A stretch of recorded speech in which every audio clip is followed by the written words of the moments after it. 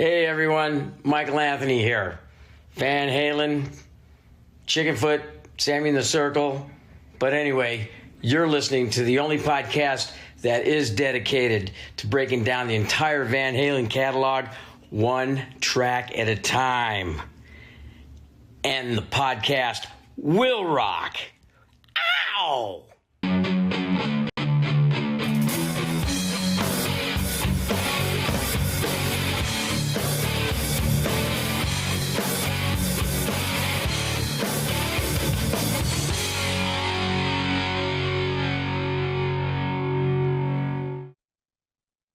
Well, welcome back to the show, all you rockers, rockettes, and everything in between. You're joining us for a new edition, a live edition of And the Podcast Will Rock. That's right, another live show. And I mean, you guys knew the drill. We're coming down to the wire. We only have one song left to talk about. Therefore, we have to finish ranking these albums, and that's what we are here to do. Before we get into it, though, you know who I am. I'm your co-host, Mark Kamier. With me, as always, Corey Morissette. Feeling spick and spam today, I hope. Yes, Corey? I'm a little better than I was on Friday when I was fucking up left and right. The podcast people won't know what I'm referring to because I snipped all that out. But anybody who watched the live feed will just see me near death the entire show, not hitting the right buttons.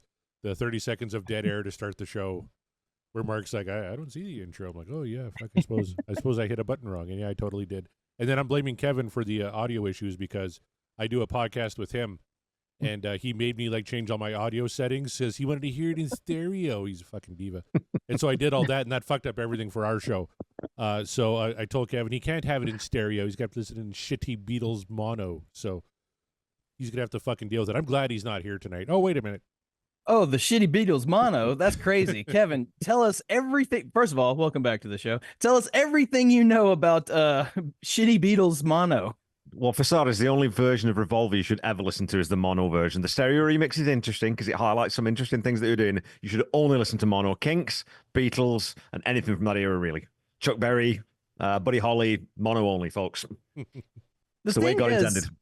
The thing is, I always grew up hearing that mono was bad for you. It's crazy. It's crazy the things you learn when you're older. But hey, you heard it from here. Kevin Brown says mono is good for you. That's a Kevin Brown quote. We love to quote people that have insightful things to say. Most of the time, it's definitely not me. It's usually Corey. Sometimes it's Kevin, but all of the time, it's Scott Monroe. Welcome back to the show. Scott, how you doing? You ready to rank this particular album we haven't announced yet? Hell yeah. This is my introduction to Van Halen, so I'm ready to go.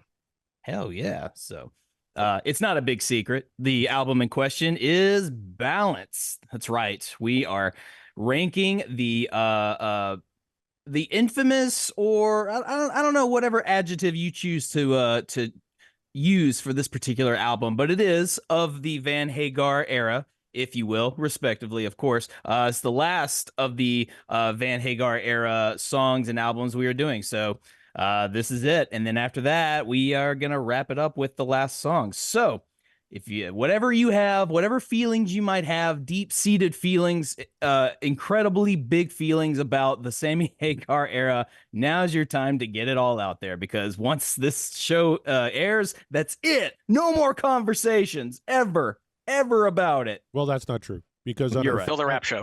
Yeah, on our rap show, we're going to be ranking all the extra tracks that we covered this year, including the greatest hits tracks, which Sammy had a few. We also had one that should have been on this album, a little song called Crossing Over. That's correct. That we'll be ranking as part of that one, too. But before we get into Balance, and I'm going to start with Kevin, who turns out it's his birthday today. Happy 83rd birthday, my little guardian gnome friend. You don't look a day over 82. Maybe because Balance is a really big album for you, and you said when we started doing these live shows, I absolutely have to be on Balance. It's a big album for me. Maybe tell us all about it. Yeah, well, it came out January 95, and in February or March 95, I went to Tacoma, Washington with the British military for a little stint over there. As it turned out, not doing very much and drinking a whole hell of a lot of American beer, which I found out was quite a lot weaker than most British beer, so it was great. I could drink a lot more of it. Anyway, I ended up picking up Balance. I think that's the first Van Halen CD that I bought. think it ended up being the first CD I bought. I had my new Discman, my Sony Discman. And I had a 2.5 hour drive from Tacoma to Yakima to go down there and do some support to their tanks down there. And so but that was the only CD that I brought. I forgot to actually grab other CDs as well as my Discman. So I just had that on loop in the back of a 4-ton Bedford truck in minus 10 degrees C. So I don't know what that is in Fahrenheit. It was about, what is that, Mark? Tell me. What's minus 10 C in Fahrenheit? It's cold. It was bloody cold. Put it that way. I don't remember what the multiplier is. So it's cold. We'll just say very cold, colder than Americans like. But that kept me warm on the inside. It kept me warm in the feels, Corey, that album, for a good 2.5 hours both ways, and for most of the time that I was down in Yakima. So I've listened to this album a lot. I know these songs really, really well. And after 5150, I think it's maybe my second favorite Hagar era album now. I think it's leapt over for Unlawful Carnal Knowledge as a result of this podcast. Wow. Well, I got to tell you, I was hoping that story would be better. Scott, maybe try and get us back on track here. You said this was your introduction to Van Halen. Maybe tell us about it. It was, and just for your information, that's 14 degrees Fahrenheit. There we pretty go. pretty damn cold. That's too cold. Yeah. Similar thing to Kevin. First Van Halen CD I got. One of the first CDs, actually, I think I might have bought on my own. And man, did I play this album a hell of a lot. 95 to 99, I spun it a bazillion times. So also very, very familiar with all the tunes, especially the side A tracks. Got the most spins for me. We've talked about it before, but I was just really struck by the tone on this album. For me, it rivals the tone on For Unlawful. I don't know that I put one above the other necessarily. They're both just top notch. And I got to admit also, and I know Balance gets criticized for this a bit, it leaned into the kind of darker grunge fad of the time. I really dug that. I was into the grunge scene and the bands of that era. So for me, it was kind of a perfect mixture. I was coming at it from a appreciation of classic rock instilled in me by my dad, and also liking this darker grunge sound that was happening at the time. So it's just a really great concoction, I thought, for this album. So yeah, lots of fond memories for me. And it was difficult at times in doing the ranking to kind of separate some of the nostalgia that we've talked about from more of a objective analysis, but I tried my best. Wow, 0 for 2. Okay, we're off to a rough start here, guys. I'm just kidding. I'm just bugging. Well, come on then, Morissette. What's your background with this, motherfucker? You know what? I heard it and I thought it was all right. End of story. No. No come and go reference? No come and go reference here tonight. Balance wasn't a big record for me when I was growing up, but you know what has been big? What has been blowing up is actually you two motherfuckers on the call here tonight, because our good buddy, the legendary Eric Senich, wrote a nice little post on the VHND about your endeavor with regarding Van Halen 3, and the whole thing just kind of blew up. I see Ultimate Classic Rock picked it up. You got a ton of comments on the VHND. Overwhelmingly positive for that site. I'd say 70% were positive, which on that site is a miracle. I know when Eric wrote his article on us, it was like 98% negative. So you guys blew us out of the water. Maybe tell us a little bit about regarding Van Halen 3. I know Scott is one of the co-hosts, but Kevin, you kind of helped out with the reimagining, if you will, with Van Halen regarding Van Halen 3. So Scott, let's start with you. Tell us how that whole thing came about. Yeah, it's been pretty amazing. So we dropped our first episode this past week of regarding Van Halen 3. Well, our second episode. We consider the live ranking show the first episode, but our first recorded episode. And we touched on New World.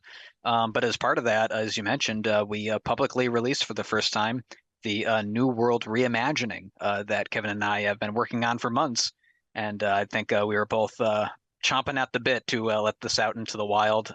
Really looking forward to the reaction to it. And wow, I was totally blown away. I think you look at some of the views on it. I mean, just the other day, we had a few dozen views, and after those articles dropped that you mentioned, Corey, it's more than 4,500 views, I think, on Without You, and thousands of others. So it's pretty impressive. I think it's getting a lot of attention. It's definitely been a mixed bag. It's been humbling at times to see some of the comments like who the hell are you to do this? And Kevin and I have been getting in the comments section at times and interacting with people, and it's good. I appreciate the feedback, and for me, it's just all good because Van Halen 3 is getting attention. It's a news cycle for the album that I think deserves more attention, and that's a win in my book. There's no one winning more in the Van Halen 3 talk than Scott Monroe. That is for absolute sure. The champion of that album, I would say. Scott, you very, very, very patient. So if you have not checked out the first installments of Regarding Van Halen 3, please go do that. Check it out, subscribe, and share, and be amazed because these guys are listening to the album so that you don't have to. It's amazing. And I should know, Corey should know. We just went through this whole journey through that album, and we have said our piece, and it's done. It's final. So head on over to Regarding Van Halen 3. No, it's not final, Mark. It's not. You're coming back again. Damn it. You keep spoiling. I know. It's like I like to give the fans something to look forward to, like a surprise.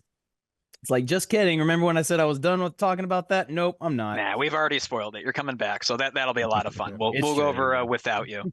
And Kevin's going to be coming on as well. He'll be discussing a track with us later on. But Kevin, I didn't get a chance during the VH live ranking show to ask you about this, so I'll ask you now. What has your reflection been on this whole process of putting together this reimagining, and what have you learned from it?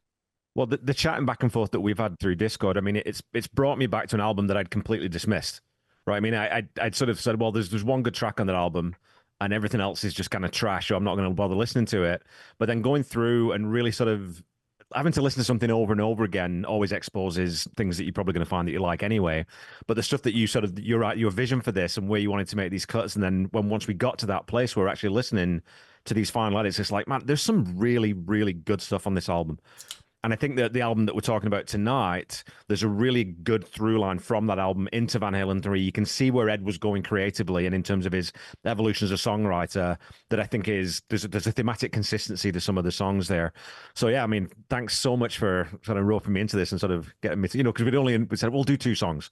And we did 10, so it was a great process. It was fun to do, great working with you. And I thought the end product was fantastic. The comments, they've been as you would expect. We've had some good feedback. Some people saying, "Oh, it's neat. It's kind of, it's not what I would do, but it's kind of neat." And then some people who just, you guys suck and everything you do sucks. And it's like, okay, yeah. When you thought that was coming, I don't care. Just to go back to like our first month of the show, Eric Senich wrote an article on us and our show numbers the week after. We were the number 4 music podcast in America. Like we beat Eddie Trunk that week, and we got a lot of holy fucker, you guys idiots. And I was like, we never denied that. I don't know, you're not telling us anything new, but there is one drawback to regarding Van Halen 3, and that is you're now introducing Chaz Charles to a larger audience of people, and I don't know what have we done. I don't know if that's a good thing. This is on you, boys. Good Lord. I actually got hate mail about Chaz once because he's on our show quite a bit, and somebody had to write in to say, you guys are fine, but this Chaz guy's a fucking idiot. And I'm like, yeah, but he's our fucking idiot. And so we're gonna keep bringing him on. We like him. Exactly. Yeah, he's a mainstay player. It's like we couldn't get rid of him even if we tried. That's so right. You're just gonna have to get used to the Chaz. Right. Chaz knows his stuff too, right? Under that veneer of also, yes, the New York wide boy, Chaz knows his stuff. So he does. Say what you will about the way he presents it, but he presents his arguments well because he knows. You're correct. So. Yeah. He's our idiot, and we stand by him. So, how well will we stand with the rankings of balance? I'll be honest with you guys. I had a little bit of a trickier time with this than I originally had thought. I don't know if it was like that for you guys, but particularly in the middle, I was kind of stumped on where a few songs needed to go. So, I'm really curious to see how you guys rank these songs compared to what I did, because I'm willing to bet we got maybe just maybe 2 songs in common. That's my guess. Well, yeah, that's where I was, Mark. It's interesting. We do these shows. It's a little bit different depending on the album. Sometimes the top is hard, sometimes the middle, sometimes the bottom. Yeah, for me, the middle was tough on this one, and the top and bottom were pretty easy. Yeah. Yeah, I agree. Actually, my surprise was there was one track that I used to rank fairly high, like in the 4 or 5 range, that kept sinking for me upon multiple listens and doing the show. And there's one track I would have ranked right near the bottom that actually ended up climbing.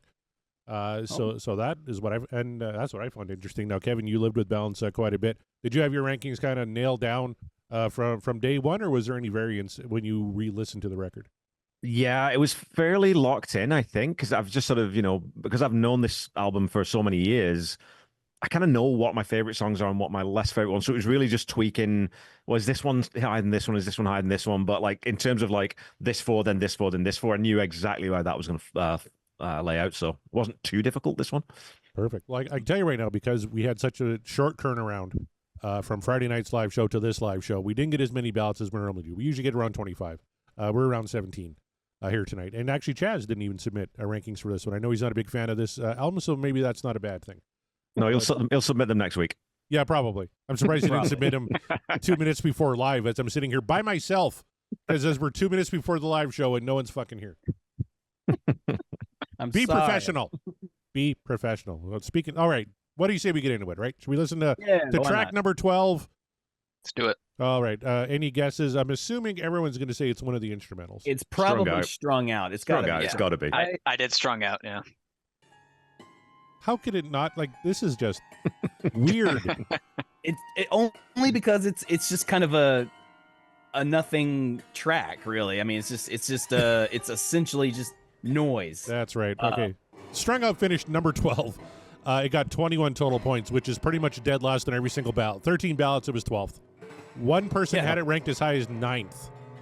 So that's the highest it ever ranked. And, of course, the audience never ranked the instrumentals, so a big fat NA there. But, oh, yeah, like,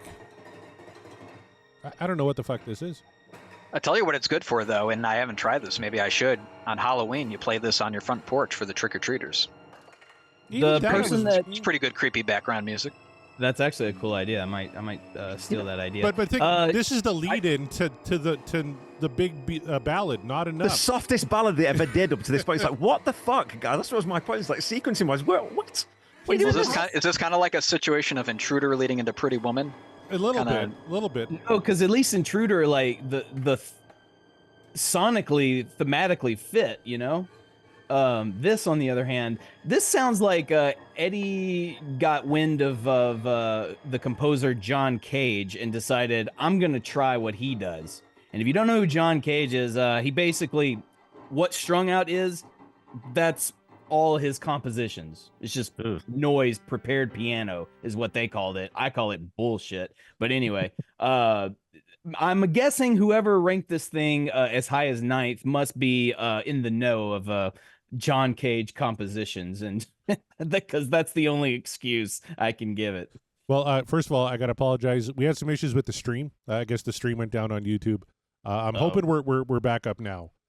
For all you folks on YouTube, I will be releasing an edited version of the video, so you'll hear Kevin Brown did an entire Bill Cosby impression that was really inappropriate. That was at the beginning of the show. I liked it. I thought it was pretty good. Whoa. It was bold is what it was. It was daring. It was ballsy. I'll tell you that. And we just started breaking down balance here.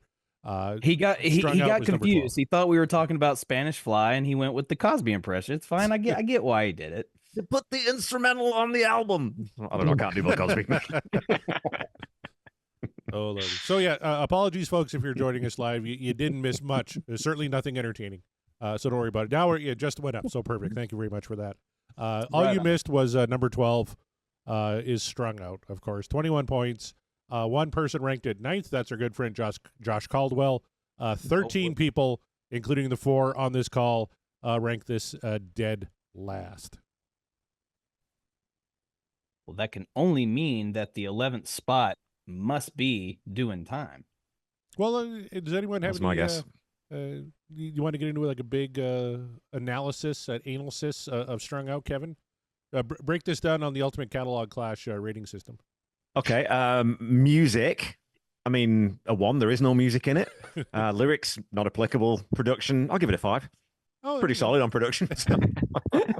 You can hear it. Yeah. You can hear it. It's in focus, right? Say what you want about that noise, but man, it's produced well. It is crisp and clear. It's better than Who Done It, is what you're saying, then, Kevin. Yeah, because that was a 1-1-1. That was a 1-1-1 back in the day. So, All right, number 11, like you guys said, it's got to be doing time, right? Is anyone going to rank Anything below Due in Time? It wasn't mine. Oh. Well, it is Due in Time. Mm. I'm already seeing some Can't Stop Loving You maybe next. No, it's not, though, unfortunately. Due in Time, number 11, 38 points. It reached as high as number 6 on somebody's ballot.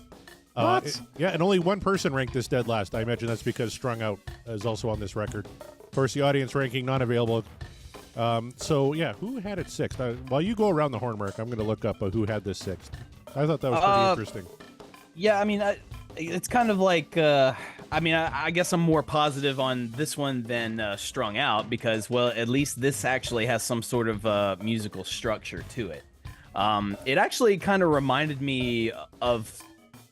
It felt like I was watching some weird, like, animated thing from the 80s or from, like, the early 90s. Does anyone remember Aeon Flux?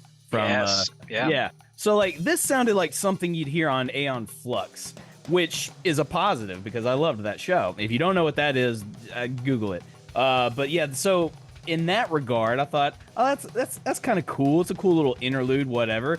Does it fit the narrative or the vibe of balance? I personally don't think so. But I liked it obviously better than Strung Out because, as I said, there's musical structure, so that's why it made it all the way down here. Kevin Brown, you're a big electronica dude. I'm assuming this one is probably your number 2. This was my number 11, you dirty dog. Yeah, no, I mean, it's just, again, I mean, Al's playing when it gets to the drum solo is fucking wicked. I mean, it's insane how good that guy is, right? I mean, but I'm just never really a big fan of cramming something like that on an album. Do it live, yeah. I mean, I've seen Al play his drums live, and it's as awesome as you think it's going to be, right? But just on the album, and again, just the sequencing of it comes in before Baluch Ethereum, and why? It's just very, very odd. You've got those two songs that are 141 and 129 time-wise. Take them off. Yeah. Just tighten the album up a little bit. I just don't think they need to be on there, you know? Or even it's just like weird B-side anomalies or something. I don't know. Yeah. On vinyl, How it makes a about little more sense because this ends side A, and then Aftershock kicks off side B. Yeah.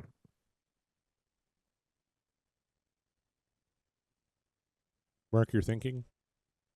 Oh, I thought I was waiting for someone else to chime in. Scott, do you have where did you have this one in? Well, I had this one at number 10, so just one okay. spot off. Yep. I did dislike one song below this one, but I don't know. It's a cool drum solo, and I'm pretty sure that parts of this were played at the concerts that I saw. When Al would do his solo. It doesn't knock your socks off by any means, in the way that like Eruption does. But I appreciate it for what it is, and it's it probably could have been left off the album. Sure, I'll give you that, but I at least enjoyed it more than one other song. Well, Tom in the chat agrees. He had this 10th, as did our old friend Jeff Brewer. Says it's a decent drum solo. My 10th, 3 stunk worse. So wow, interesting. By the way, I'm guessing, Scott, that my number 10 was your number 11. Then is what I'm guessing. We'll see. So, kind of curious, yeah. Well, we'll see if that one's coming up. But first of all, the person who had this ranked number 6 is our old friend Heath McCoy. McCoy, explain yourself. Actually, no, that kind of tracks a little bit, and maybe he has some really cool personal story to go along with it. So not knocking it. I'm just very curious. Yep. No, it was interesting. He ranked an instrumental that high. Yeah. So time now to go to number 10, and I can tell you right now, it's not an instrumental. So for all the folks thinking it's going to be the 3 instrumentals at the bottom, no, we're getting an actual album track here. We already heard a little bit of it. Hear that lovely piano coming in. It can only mean one thing. Not enough comes in at number 10, 77 points. One person had this ranked as high as number 3, and one person had this ranked dead last. The audience ranked this one number 5. Remember, the audience is ranking this out of 9 because there was 3 instrumentals. Oh, that's right. Yeah. So this is kind of middle of the pack for the audience, which I thought was kind of interesting. So not enough. I believe when we did the show, Mark, I said had this been released in like 1989, it would have been the biggest hit in the world. And I stand back by that because like Every Rose Has Its Thorn around that time, this thing would have been massive. Yeah. In 95, not so much. No, you're right. And going back into it and trying to figure out the rankings, yeah, like Not Enough just simply wasn't good enough to make it into a higher tier, just because it's a fine song. Like I don't think there's a bad song on this album, despite what I'm sure a lot of people have in their rankings, but it's just, it doesn't really wow me, you know. And I know not all Van Halen songs have to do that, but it helps, you know. It helps when you have all these pieces in play to wow you, even if it's not their strongest day and they're like, well, we've got this one song, we don't feel great about it, but we feel good about it. Usually if Van Halen's feeling good about it, it's still a pretty good kick-ass song, despite what genre it might fall into. This one, on the other hand, just kind of felt like I don't know, we've got this slow piece, I don't know what to do with it, we'll put it on the album anyway, I don't know. But it's still pretty good. It's still a good song. It just doesn't, for me, make it up into the higher tier. How about you, Scott? Yeah, it just doesn't do it for me. It seems like a ballad for the sake of a ballad. I kind of feel like it's too slow of a burn. If I'm going to pick a ballad on this album, I'd honestly go with Can't Stop Loving You over it. I had this at number 11, so I put Doing Time just above it. It's, you know, there are elements to it that I like, for sure. You know, I think Ed's playing is beautiful, but as a whole, taken together, I'm not a fan of Sammy's approach here. He doesn't really sound that into it to me. He's a little on the nose lyrically. And a little side note, I don't know if this happens to anyone else, but whenever I think of this song, I'll usually mistakenly call it Good Enough, which is definitely a better song. Oh, leaps and bounds, I would say. Yeah, so it's just a kind of a big meh for me. Well, let's put it this way. Out of the two Enough songs, we have a good shot of hearing Good Enough on the Best of All Worlds tour. I don't think they're going to be breaking out Not Enough. I think you're right. I believe you would be correct in that. Kevin, you going to defend Not Enough? No, I mean, that's something that you said there, Scott, really sort of resonated with me. Like, Sammy, it's almost like he's like, oh, fuck, dude, what do you want me to do with this? I guess I can write something from the heart, but I don't know if it's going to fly. And it does sound a little bit, lyrically, it's a bit half-assed, right? Yeah, the passion's not there like it is yeah. in other ballads. Yeah. Even though his vocal performance is pretty solid still, Sammy doesn't sing badly. I mean, it gives him that lower range. And the harmonies sound great, and it's produced immaculately. It's just one of those where the sum doesn't sort of outweigh the parts, right? It's just a bit of a turd of a song, really. And also, man, you got to think this is the precursor to How Many Say I. Whereas, like, I can do piano ballads. Awesome. Well, that certainly didn't improve it. Scott had mentioned that it feels a little bit long. I'm paraphrasing you, but I went to look at it and said, oh yeah, this is a really long song, and you do kind of feel it. It's not even the longest song on this track, but listening back to it, it felt like it was. So 5:13, yeah, wow. Yeah, it's not a great, Kevin, it needs to be a minute 40 instrumental. Yeah, there we go. It's not a great pace for that, but Corey, did you feel the same on this one? Yeah, I had Not Enough number 9 on my rankings. There's one other track that I thought was a little bit lower, and it's the one I actually downvoted when we were doing this on the show. I just want to check it in the chat. We have a new commenter. I don't know if he's been here before. Sean Whittle. First of all, welcome, Sean. Thank you. He would have this at about 6th, so that's pretty good. Jay high. Steyer, our newest patron, he was the number 3. He loves this ballad, so that's great. When a song connects with you like that, nothing wrong with number 3 at all. Jeff Brewer, however, says it's too formulaic, just like the Rose Thorn tripe. So sure, yeah. Tyram Armbruster had this 8th on his list. Scott Everett had it 4th. Great ballad. Remember playing it for my wife on the way home after I had proposed. There's a little, Nice. little personal context on that one. That's why that would rank a little higher. Jeff says, I was already married before this came out. I don't have a connection with it. There you go. Love it. Clearly, Yeah. Jeff. I was twice divorced by the time this fucking thing came out. I hate it. And Sean Whittle says, this is much better on Letterman in 95. And I was going to bring that up. Like, yeah, there was actually a pretty good performance of this on Late Night with David Letterman, or Late Show with David Letterman this back live. in the day. Crazy. Yeah. Yep. All right. So that was number 10 we did, right? Not enough. Yep, number 10. So, oh, man. I am on a roll so far. Yeah, you're I'm doing 3 for pretty 3 good. too. Yeah. What do you think number 9 is then? Well, if this is where I might lose you. I don't have this as my number 9, but I'm gonna make a guess and say it's Beluga Therium. Okay. But what was your actual number 9, Mark? Mine actual number 9 is Take Me Back. Okay. My number 9 was Not Enough, so I've already hit that one. Scott, what do you think this one's going to be? I was Take Me Back as well. Take Me Back? And Garden Gnome? It's not my number 9, but I think Take Me Back probably is coming in at 9th place too. I think that's what the general consensus will be. You're Look right. at that. Hit the nail right on the head. Take Me Back, Deja Vu. 84 points. One person had this ranked number 3. 2 people ranked this number 10. That's the lowest it got. The audience ranked this one 8th. So next to dead last in the audience rankings, because again, they go to 9. They don't do the instrumentals. So it finished as high as 3rd on one ballot and 10th on 2 more. This is kind of the a different kind of truth of the Sammy era I found. Kevin said different kind of truth. You could find rankings all over the place. They were kind of all over the place on balance too. This is the most divisive Sammy album by far, because I got a lot of people commenting when they send in Bounce saying, I love Bounce. One of my favorite records from the 90s. A lot of people saying, I fucking hate Bounce. Every song is a turd. So there's really a lot of big swings here. But Makes Take Me Back sense comes in based at on number how this album is structured, I think. 9. John Woodall not happy. He gave me the Darth Vader, no. Oh, no. A great song. Take Me Back for me. I actually kind of agree. I had number 7 on my ballot for Take Me Back, Deja Vu. That's where it is on mine too, Corey. Yep. Yep. It's not a bad song at all, Sean. Don't be discouraged by the rankings. It's just, as far as the audience ranking it that low is not a shocker, because the audience doesn't tend to like a lot of slower Van Halen movements.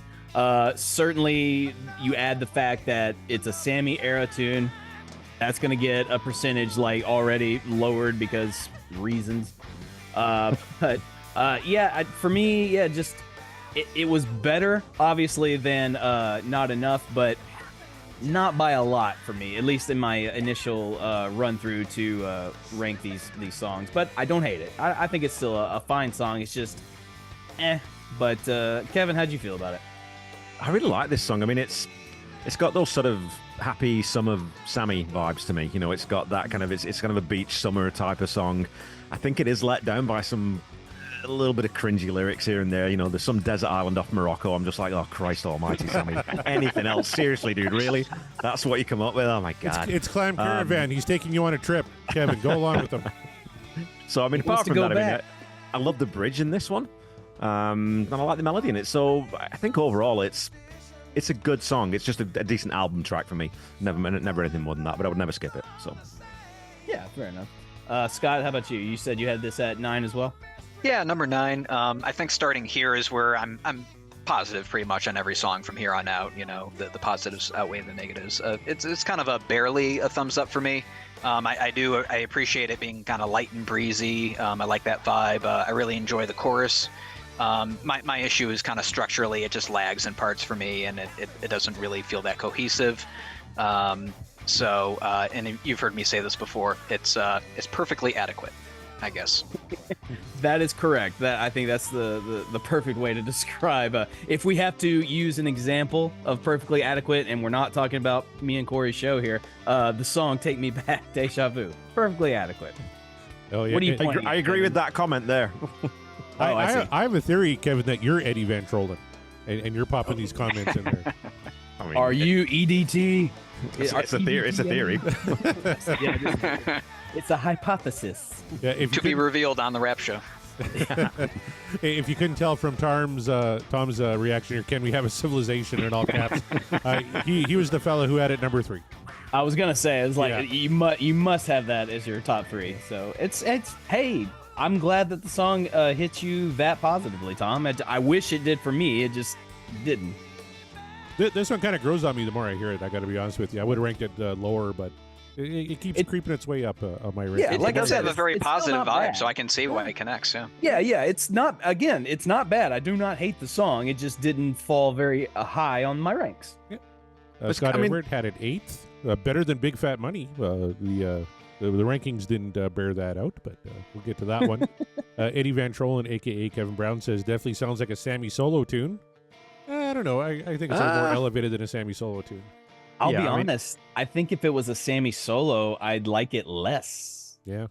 Yeah, no offense. I think the addition of the Van Halen, like the band of Van Halen, kind of just adds more good flavor to it. Yeah, he it's probably not- would have done it just like straight acoustic, and having Eddie in there definitely lifts it up. When it's after the title line, "Take Me Back," it's that little chugger on the guitar that I was like, yeah, that's so cool, man. That's Eddie Van Halen. That's the type of stuff he throws into songs where, like you said, Sammy would just strum through that, right? There'd be no push there, but that little push for after that line, I think it's pretty cool. Absolutely. Jeff Well, Brewer Eddie does agree Magic. with Kevin Brown on the Desert Island of Morocco cheese ball. The song is okay, is his final comment. All right, so that's number 9. Take Me Back, Deja Vu. Time for number 8. What do you think? Are we getting the other instrumental here? Are we getting the other ballad here? Where would Can't Stop Loving You is an interesting one, because you would think that would be in the top quarter if you didn't really know Van Halen fandom or listen to the album. I assumed Can't Stop Loving You would have already been. We'd have already been covering it, because I would have just assumed everyone. Because when we did the song itself, people hated that. So they were telling us how much they hate that song. So I was like, okay, cool. That's So wild. everyone's gonna. Did the last ranking show teach you nothing, Mark? Yeah, you're right. But okay, but that last show was a bit of an anomaly, wouldn't you say? I don't know, maybe not. I think the next one's probably the last instrumental, but it's not my number 8.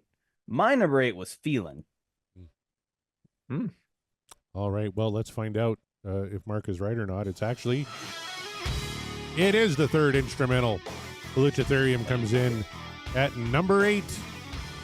Pretty high for an instrumental, actually, when you think about it. Usually the instrumentals are the easy votes for the very bottom, right? But if you look, 3 people had this ranked as high as number 4 on their ballots. They got 91 total points. The lowest it ranked on one ranking list was 11th. So not too bad at all for this one. And you listen, it's got a good little chug to it. It's got some good swing to it. You think, man, if, the band were in a better place and they put some lyrics to this thing, they really could have had something. But as it stands, it's a pretty good instrumental. Where did you have it, Corey? You know what? I had this one kind of high. I had this one number 6, actually. I was right behind you. This was my number 7. So not far off. And I get it. It makes sense at number 8. It's just cool.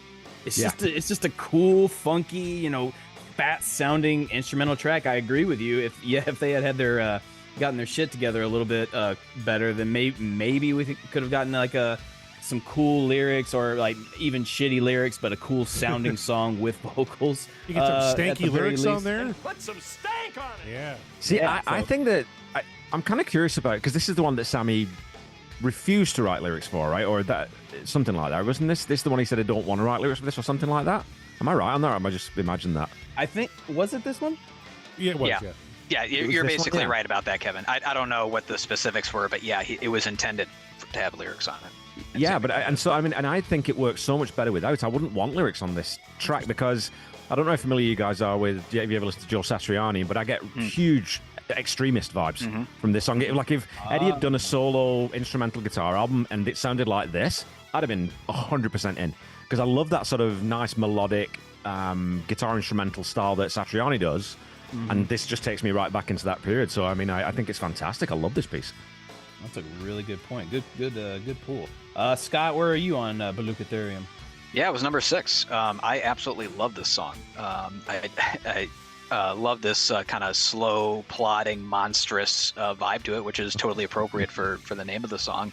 And yeah, I agree. I did always kind of wonder what it would be like if it had lyrics on it, but I think it works better as an instrumental, and it's in that regard, it's an outlier, right? For Van Halen, it's not like other instrumentals that they've done, except for maybe Intruder. But to me, this really feels more complete. It's cohesive. It has a melody. It has verses and chorus sections, as it were. And I just totally love that outro, where we're in this crazy jungle, and hearing the wild squealing, that Eddie's doing. That's so inventive. And it just takes you on a ride. But I do want to know, Mark, I mean, when we talked about this song, you were developing some amazing lyrics to it. Have you finalized those lyrics, and can we maybe get a overlay vocal performance? Well, Scott, it's funny you mentioned that, because I completely forgot that was. Shit. Damn it. So to answer your question, unfortunately, no. But maybe I will now. After this is done, I'll revisit and I'll get back to you. Now, talk about sequencing. Would Strung Out been a better lead-in to Balukatherium than Doing Time? You kind of got that horror movie, Blinky Blunky, whatever the fuck that was, leading into this, as opposed to Not Enough. I mean, I'm just more in favor of just taking Strung out of there. Yeah. I just don't. It doesn't really lead into anything for me. You can't. Yeah. Bruce Fairbairn went into the booth with a gun and said, "You need to put it on the album. Where are you putting it?" Right. Maybe Fairbairn was a fan of John Cage. It's like I'm really into his stuff right now. So yes, we're leaving that in. Yeah, Bruce Fairbairn was known to do that. He went and told Motley Crue, "You got to put Sticky Sweet on Dr. Feelgood. You have to." But it sucks. Okay, thank God he did, or art would never have been the same. Yeah, no, I'm with Kevin. I think Strung Out should have just been cast out personally. It just doesn't fit. But Belucetherium, very, very cool instrumental track. Yes, and comes in at number 8. Let's just see what the chat's saying. First of all, Johnny Bean joined us. Hello, Johnny. How's it Hey, going? Johnny. Hey, Johnny. Sean Buddle says, yes, he couldn't come up with lyrics. So there we have that. Yeah, Jeff Brewer is one of the folks who had it at number 4, along with our good buddy and Patreon, Per Lineker, and Matt Lacoste as well. Had this one at number 4. Jeff says, Sam would have tanked the song with cornball lyrics. He can write good, angry lyrics. We're going to find that out later in the show when we cover a certain song. Some fucking great lyrics on this album. Yeah. And I'll fight any man, and especially one in particular who says otherwise. It might have been cornball lyrics, but he would have sang the hell out of it. Josh joins us in the chatty. Josh, he says, lyrics dug out of Don Dawkins' circular file, Jeff. Ooh. Ew. That's a shot. So disrespectful that they put this on the extras disc with the re-release box set. Great song. Disrespectful. Well, I guess because it didn't make the vinyl, right? It wasn't on the vinyl release. Right. It's probably why it made the extras, yeah. Yeah. And then Tom says, Eddie got their dog Sherman to howl during the outro. That's that little howl you heard. I love that he had a dog named Sherman. Yeah, no kidding. Probably named after the tank, I would imagine. I would think so, yeah. He did like his guns in Army paraphernalia. That's what I'm thinking, yeah. Just ask what's his nuts from Limp Bizkit. Fred Durst. Yeah. Yes. Yeah. Oh, yeah. Moron. That's right. That story. Yeah. All right. Time to announce number 7. Mark, you already mentioned the name once. Kind of surprised it's this high. This is one of my lower ranked ones actually on Balanced. I had this one number 10 on mine. It is growing on me though. This would have been almost a dead last back in the day for Corey, but as I'm getting older and wiser, I'm not quite old as Kevin yet. I got a few decades to go before I get there. But this one's growing on me. I don't mind feeling as much.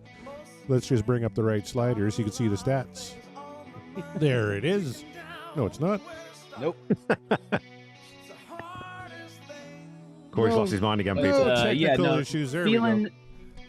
It's it does grow on you. I think that's why it was honestly so high on mine, because I had originally thought Feeling was going to be towards the bottom of the list, and I was like, I don't nearly dislike it as much as I thought I did. So it's a grower, not a shower.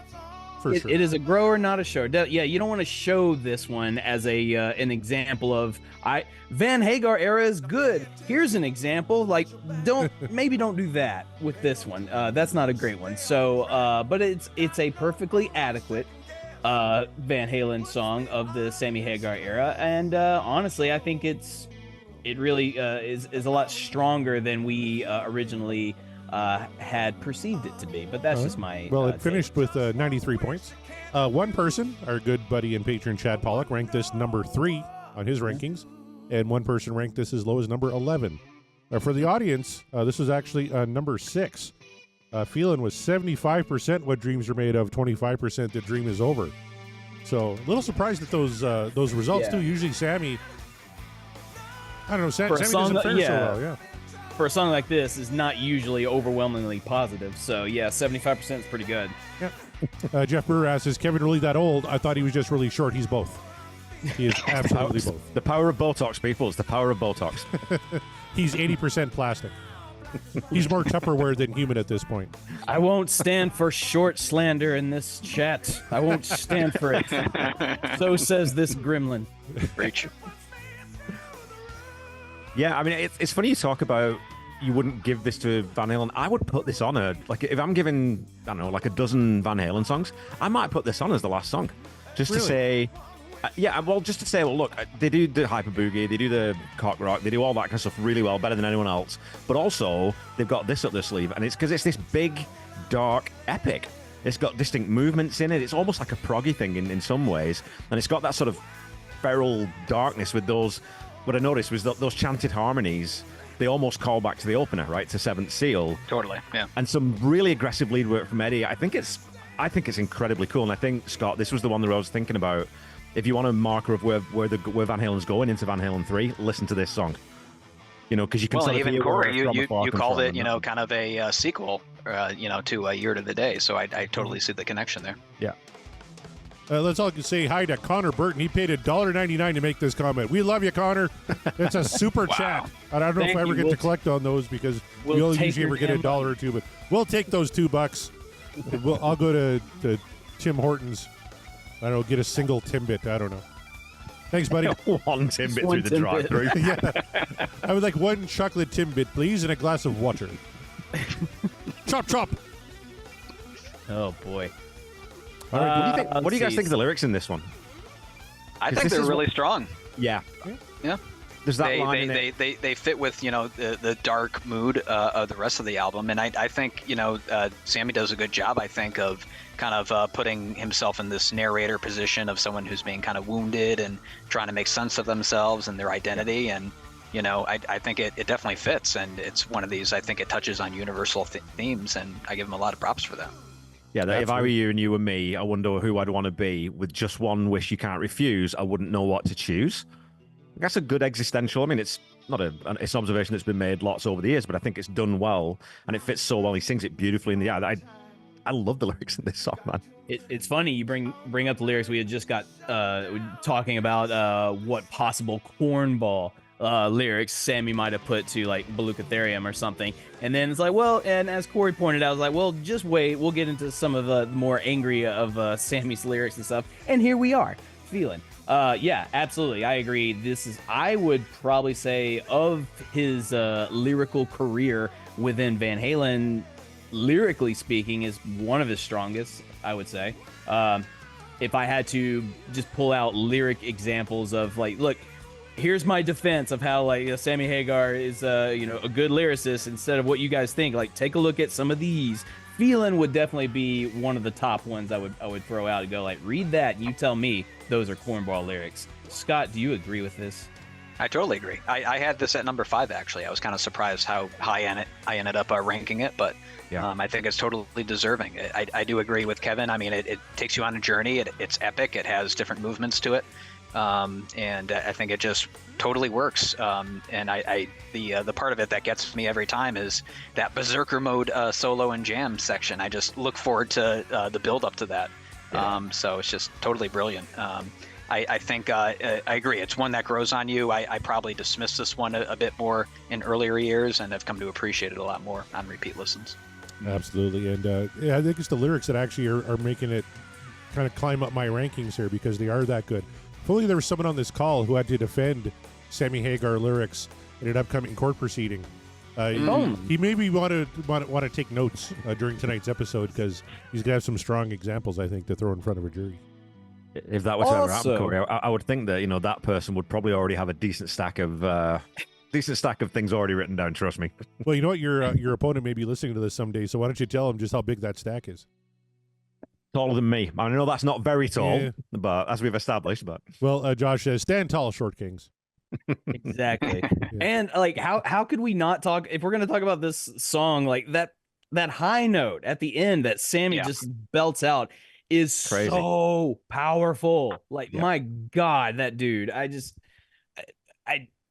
How can you listen to that? We have so many people that listen to the show that are just so vehemently against Sammy Hagar and the Van Halen, Van Hagar era in general because they don't think Sammy was very good. And I was like, listen to this song and look at the lyrics and then listen to Sammy sing it. And you tell me this dude doesn't belong in this band. Are you kidding me? Get out of here with that. But yeah, no, it's fantastic. I love that. I had forgotten about how Sammy sings the song until re-listening to the album for the rankings and I wanted Feeling to go a little bit higher, but I was like, no, I think some of the other tracks are stronger, but let's not dismiss the power of Sammy's performance in this song.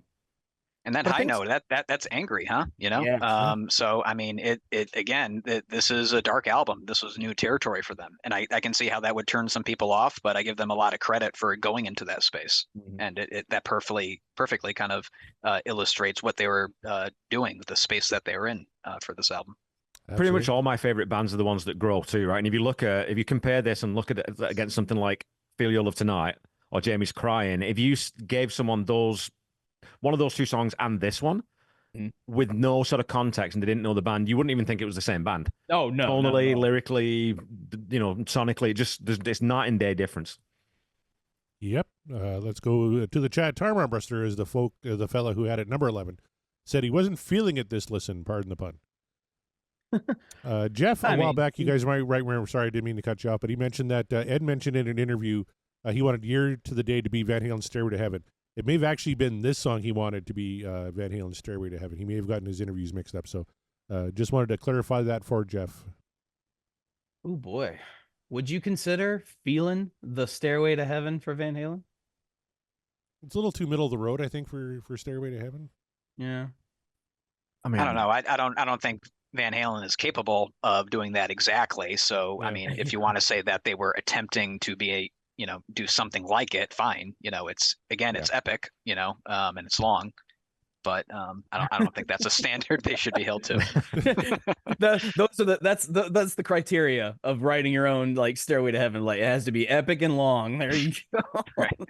Fair enough. Here's a quote from partially ripped off from someone else. We're not getting into that. We're not doing a Led Zeppelin show yet, Kevin. It's coming, I'm sure.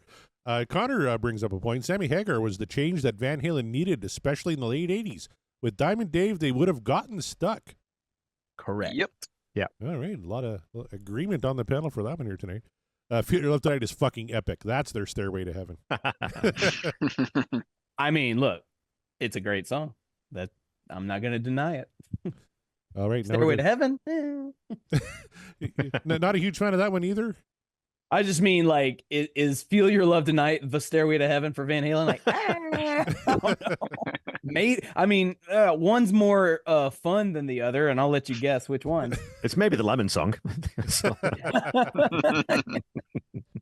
All right, folks, time for number 6, and this is a song that really had some big swings. There was actually a lot of hate for this song at number 6, and I was kind of shocked by that. This is actually my number 4 song off of Balance. Alex, do you want to click on this? I don't need no stinking click.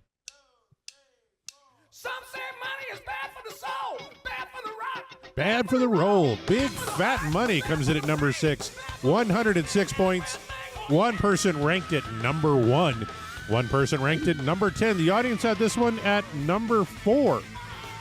Big Fat Money, again, it was actually tied with Not Enough. 75% What Dreams Are Made Of, 25% The Dream Is Over.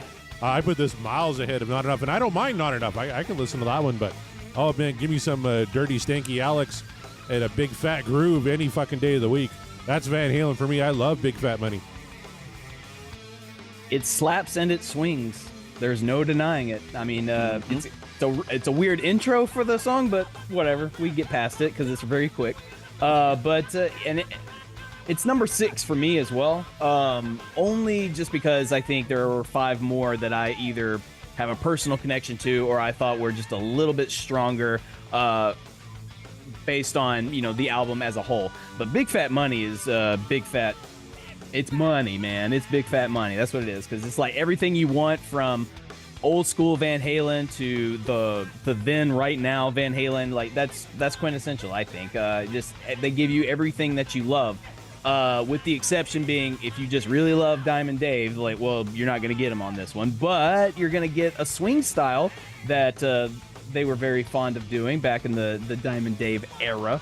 So there you go. You get, pardon the pun, best of both worlds, because then you have a phenomenal singer like Sammy throwing his name in the race for the swing style Van Halen, and it's not the first time he's done this, and I don't think this might have been the last time, but it wasn't the first time, and it just works for me. So yeah, 6 I think is pretty respectable. Kevin, what about you? It was 9 for me. I Yeah, figured. No, it just doesn't seem like your cup of tea compared to the other songs on this record. I thought if there's going to be one that he ranks lower than most is probably going to be Big Fat Money. Yeah, and I think just thematically that is, I think it's a concession to, we're getting a bit too dark and a bit too gloom, which is, again, I mean, artists do that all the time. Is like, this is all getting a bit grim now. Let's lift it up and let's put something fun in there. And I think this and Amsterdam are the two concessions to, let's try and put something on that's a little bit more fun, a bit more upbeat. And there's nothing intrinsically wrong with this song. I still tap my head to it. I still tap my feet to it. Sorry, tap my head. Tap my head to it. But it's one of two. I would, like, if you're going to switch out and resequence, I'd probably put Crossing Over in maybe for this one. I just think it's a bit straightforward in the verses, where Ed usually his rhythm playing is super interesting. We always say that Ed's one of the best lead guitarists of all time, hands down, but he's also one of the best rhythm guitarists. And this one I just find is it's just a bit meat and potatoes, And I just number 9. I don't mind it. Never skip it. But I like meat and potatoes. Throw meat and potatoes. Exactly. All right, Scott Monroe, what are your thoughts on Big Fat Money? Yeah, I had it at number 7. I like it. It's fun. It's loose. It's got the swing for sure. I think musically we're talking about Zeppelin. It's modeled after rock and roll, I believe, at least in terms of melody. So it's fun, and I guess I'd have to think about it in terms of like subbing it out for something else. Maybe I've always kind of enjoyed it as a nice reprieve on the album, but. I think for sure if you're making a list of, the top 10 rock songs about money, you should probably put this one in the conversation. I like it better than Money Talks by AC/DC. That means anything. There you go. Yeah. New Patreon, beloved Patreon and Thief of Joy, Jay Steyer says, Big Fat Money may be my least favorite Sammy song ever. Just never could get into it. Was always a skip on the CD for me. Wow. So that's unfortunate. Can't say I agree with that one. Tommy Least Armbruster favorite, says number 6 is where he had it. Jeff says great guitar playing, super cool and interesting. Tom points out that Van Halen boogies are the best boogies. He's correct there. Sean Woodall wanted to hear more of that barrel house piano. It's there, but wanted to hear it more. So maybe bring that up in the mix a little bit there, Bruce, instead of making the boys put on really weird, uninteresting instrumentals on this record. Look out for the next remastering. I'm sure they'll bring it up. Do you think, though, I mean, this is where, because I was thinking about this too. I love the Hyper Boogie. I love Van Halen Hyper Boogie. No one does it better. It's ZZ Top on steroids, on acid, on meth. Like, it's incredible. And that's what we all love about that old era. One of the things I love about it. Without the Brown sound, I don't know that it works quite as well. Okay. So I don't get the same kind of pump from this that I do from that style of song on the Roth era albums. You can see that doesn't have an edge to it like those other examples do. Yeah. Now here's a question for the two musical kind of experts on the panel, Kevin and Mark. Scott Everett asks, or he says, I do not dig Sammy on this one. I think this is a hard song and a singer. Not that I have a clue, but just in the verses, Sammy seems to be working to keep up. Would you guys agree with that? Yeah. I would yes, and is he working to keep up? Sure. But it's also don't count Sammy out in terms, especially this era Sammy, where he's, I could argue he's like in his prime vocally at this point, or maybe not his prime, but close to it. But I think it works though. I think the way he sounds on the song fits kind of the motif of what's happening, because this is a very like quick paced song. Everything's quick. There's a lot of hustle and bustle and swing, and I think. Is it hard vocally for a human person? Yeah, I would say so. For Sammy, he was probably fine. Oh, wait a minute. When he got abducted, did they replace him with a lizard man in a Hagar skin? Is that what you're saying? Is this that's exactly a scoop and exclusive on the podcast? That's that exactly could be what he said. I'm not going to exclude the hypothesis. All right, Eric's they took Sammy Belcher and they gave us Sammy Hagar. All right, let's go back to the chat here, boys. We have Eddie Van Trollen saying, this is one of those cornball lyric songs Jeff Brewer was referring to. Yeah, but Tom points out a pretty fucking good lyric. It's on my back, but it ain't my monkey. That's a very Steven Tyler-esque type lyric. This ain't groovy, this ain't funky. Yeah. It's on my back. But that's a great line, man. I love it's that. A really fucking good, cornball. Yeah. No, that transcends cornball into brilliance. Diamond D, though, welcome to the chat. My friend says he cannot stand Big Fat Money. Maybe the worst Hagar songs. This song definitely has its detractors for sure. Yeah. Mr. Duds 1984, thank you for checking us out. BFM has that Get Up ending. Yeah, absolutely. Love that Get Up ending. Worst song off balance? Well, potentially. It finished pretty high here for us, though, number 6. And then he says, great show, fellas. He must be referring to you three guys doing a bang-up job like you always do. But Eddie Van Trollen says, speaking of the Brown sound, good to hear Corey's recovered from his ailment. Yes, thank you. It was a very long weekend. I didn't stray too far from the bathroom, but I recovered. I'm still fucking up tonight. I have no excuse for tonight because I am feeling better. But thank you for that, and thank you for all the well wishes from all the folks out there who did so. I noticed none of the people on this call wished me well or checked to see how I was doing. So you're all dead to me. I asked how you were feeling. So thirsty. I know. Such a thirsty little bitch. Jesus. I'm craving something because I do these podcasts and my partners are just devoid of any sort of personality or talent. And it's like, I need something. It is true. I am just a void of nothing. I kid because I care. This is my favorite part of the week, getting to talk to Mark and Kevin too, as we're breaking down Ultimate Catalogue Clash. We'll talk about that a little bit later, Kev. How do we do number 5 though? We're in the top 5. The top 5, yes. Who? I'd love to know. Let's say what do we think? What do we think? Well, I'm going to say it's Can't Stop Loving You, which I had lower. I actually had it at number 5, and I can't really imagine any of the other songs lower than this one. So yeah, I would say Can't Stop Loving You. Although, there it is. Okay, good. There it is. I was just going to say because Amsterdam took a kicking. Right? So it's true. Yeah, but it did. But I think we convinced some of the naysayers a little bit. So I don't know. I think they're afraid of Christie. That's why Amsterdam finished higher. That's it. Yeah. As well they should be. I know that's why I put it 1 and 1A on my rankings. But let's talk about Can't Stop Loving You, the hit, if you will, off of balance. It got 110 points, so it was real close with number 6 there, Big Fat Money. The highest it ever ranked on anyone's ballot was number 2. The lowest it ranked was dead last. One person had this dead last. The audience ranking was also dead last. Remember, they don't do the instrumentals, so this was 9th for them. 69.9%. What Dreams Are Made Of. 30.1%.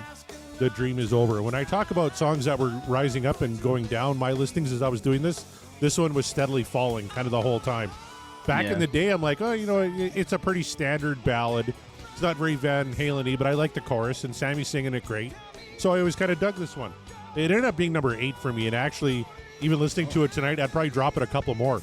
I would probably put Feelin' above it now, and maybe even Not Enough. And there's nothing wrong with it. There's nice harmonies on there. The chorus is great, but it's just kind of middle of the road, rock ballad of the time, which, like I said, 1989 would have been massive. In 1995, not quite so much.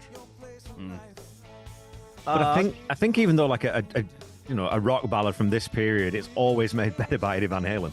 That's true. Yeah. The bridge in this is fantastic, and it's one of those rare songs in this catalog where Ed doesn't need to do a face melter. It doesn't need to be supported by this incredible solo by this virtuoso, because I think the melody alone carries it. It's just the stuff that he does in that little bridge into the outro just adds a bit of color, right? He's put some licks in there, and it's not really a solo as such, but I think it's a perfect pop song, is what this is. Where did you have it, Kevin? Number 5, yeah. 5, this is my number 5. Okay. Scott, how do you feel about Can't Stop Loving You? Well, I had it at number 8, like Corey, I think. It's one I played this and enjoyed it a lot more in my younger years, but it just hasn't held up well for me. It kind of feels like empty calories, at least on the part of Sammy, and structurally, I do agree. I mean, I like what Eddie's doing. The flourishes are nice, and it definitely elevates it, above your standard pop song. And his little solo section is quite pleasant too. I do enjoy that. But it just kind of seems out of place as well, on what is largely a dark and brooding album.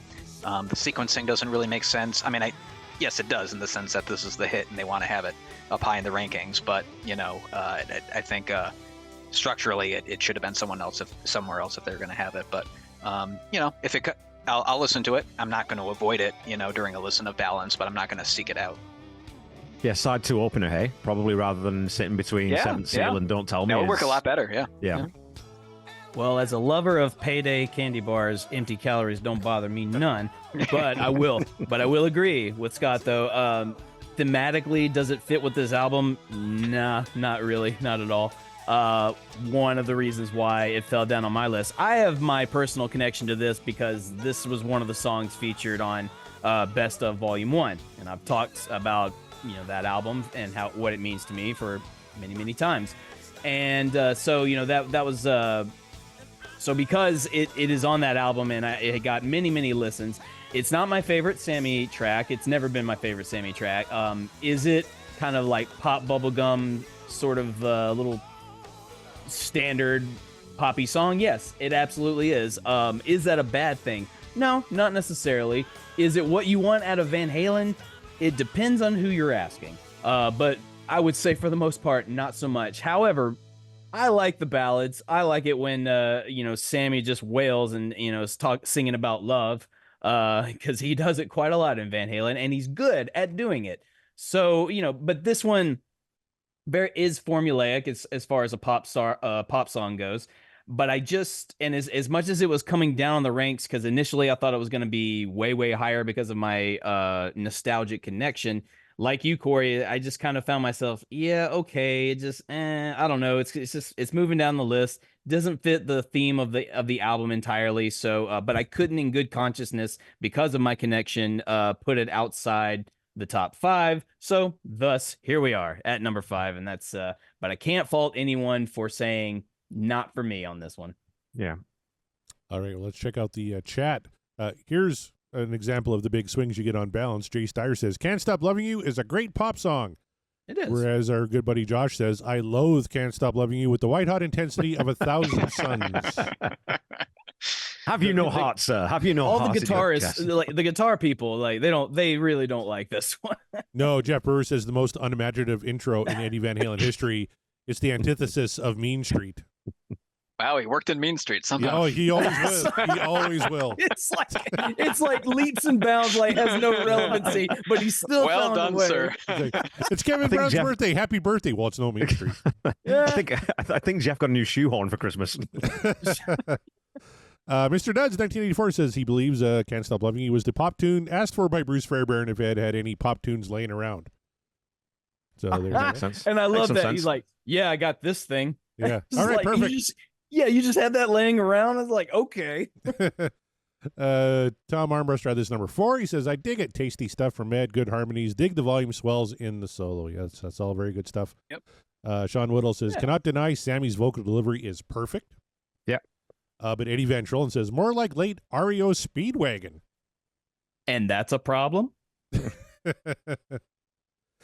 I'm kidding. I'm not a huge fan. Yeah.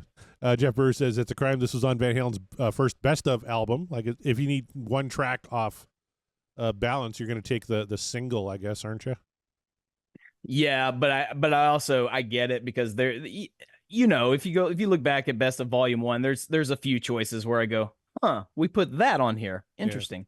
Well, the worst choice on Best of Volume 1 was making it a single disc. Because if you do that with Van Halen's catalog, it's ridiculous. You can't do it, right? They realized their mistake with Volume 2. Like, whoopsies, we got more. Sorry. And we even got shitty leftover Sammy tracks to put on there for you, too. Up for breakfast anyway. Can't wait to rank that fucker. But first, let's go back to Sean Whittle, who says, "Corey is the new Casey Kasem golden voice that everyone loves." All right, let's get back to the countdown then. let's do a long distance dedication here at number 4. You should hear the blooper reel for Corey, though. This is a long Casey's was something. This is a long distance dedication from Mark to Christy. He says, "Christy, I love you with all my heart and soul, and I can't wait to marry you here in the new year. Please release my cat. It's sad that you took my cat hostage, but I promise I'm going to take you to this magical, faraway land after we get married, and we're going to light them up. So it's time for a little wham bam Amsterdam, number 4, Christy's favorite song. We kept saying, if we ever do Amsterdam, Christy's going to be on the show, and then we rolled Amsterdam and she wasn't home. So now she's going to talk about it here. There she is, ladies and gentlemen. Light them up. We're just going to smoke about it. Not me getting burned. Amsterdam, first of 134 all, points. 2 people had this ranked in number 1 on their ballots. 2 people also had this ranked as low as number 9. The audience ranked this one number 3 here. Christy coughing in the background. Amsterdam, 79.8% what dreams are made of, 20.2% the dream is over. All right, Kamires, go ahead and tell us about Amsterdam. Well, first of all, how did you read my Casey Kasem letter? Like, who sent that to you? That was verbatim, word for word, exactly what I would say. No, yeah, this was, I think I had this, at my number 4. Dude, I'm killing it with this ranking today. Thank you, audience. How about that? We agree, finally. It's fun. I don't understand, like, why, like, fun Van Halen, even if it's, like, goofy, like, why is fun Van Halen a bad thing? Is it just because it's not Dave singing and because it's Sammy, it's not fun? Like, off with that. No. He's not giving you a Pulitzer Prize winning lyric sheet on this one, okay? He's laying it out simply. Hey, I'm getting stoned in Amsterdam. What more do you want to say? It's like, I'm in Amsterdam, I'm getting stoned. That's what you do here. That's what we all do here, among other things, but that's what we do. So, but musically, it rocks. It feels like a Van Halen tune. Like, they don't stray too far away. Does this fit the overall theme of the album? Again, maybe not so much. As Scott pointed out, like, maybe this one and Can't Stop Loving You are sort of the X factors, but it's still a fun rockin' track, and at the end of the day, that's what we all want for Van Halen. Am I wrong, Kevin? Yeah, totally, man. Can't believe this gets any shit at all. What is Sammy supposed to write to this music about Amsterdam? What, is he going to get in depth about fucking Rembrandt's Night Watch and go on some exploration of the Rijksmuseum? Like, no, you get Wham Bam but I Amsterdam, wouldn't want to hear that. Yeah, Wham Bam, that's a great line. It's shorthand for, well, there you go. That's it. There you go. It's done. Get to the point, you know? It's got a blazing solo in it. Al rides the bell in the chorus. It's a savage riff. This one I was thinking about, like, tonally, you could almost hear this riff and this style on 5150. It's got a similar kind of movement to it. And like you said, Mark, it's just fun. This song is so much fun. I love this track. I loved it. It was one of the ones that stood out as soon as I bought the album. Like, this is great. This is just rock and roll. It's what rock and roll should be and what it should do to my feelings, Corey. No, you have one feeling. I got one feeling. Sorry, my one feeling. Yeah, Randy Wood says you only have one feeling, and it gets hurt a lot. Where did you have this one ranked, Kevin? Number 4. Yeah. Number 4? Yeah, I'm doing quite well. As me and Mark are on it tonight. We are. Scott, are you on it? How'd you feel about I'm on it. I had it number 4 as well, yeah. Woo! Yep. It's interesting, though. As I think about it, I think this does fit a bit with the other songs because to me, there is kind of an aggressive tone here. It has a bit of an edge that maybe is lacking with Big Fat Money. To me, this fits a bit more thematically with the other ones.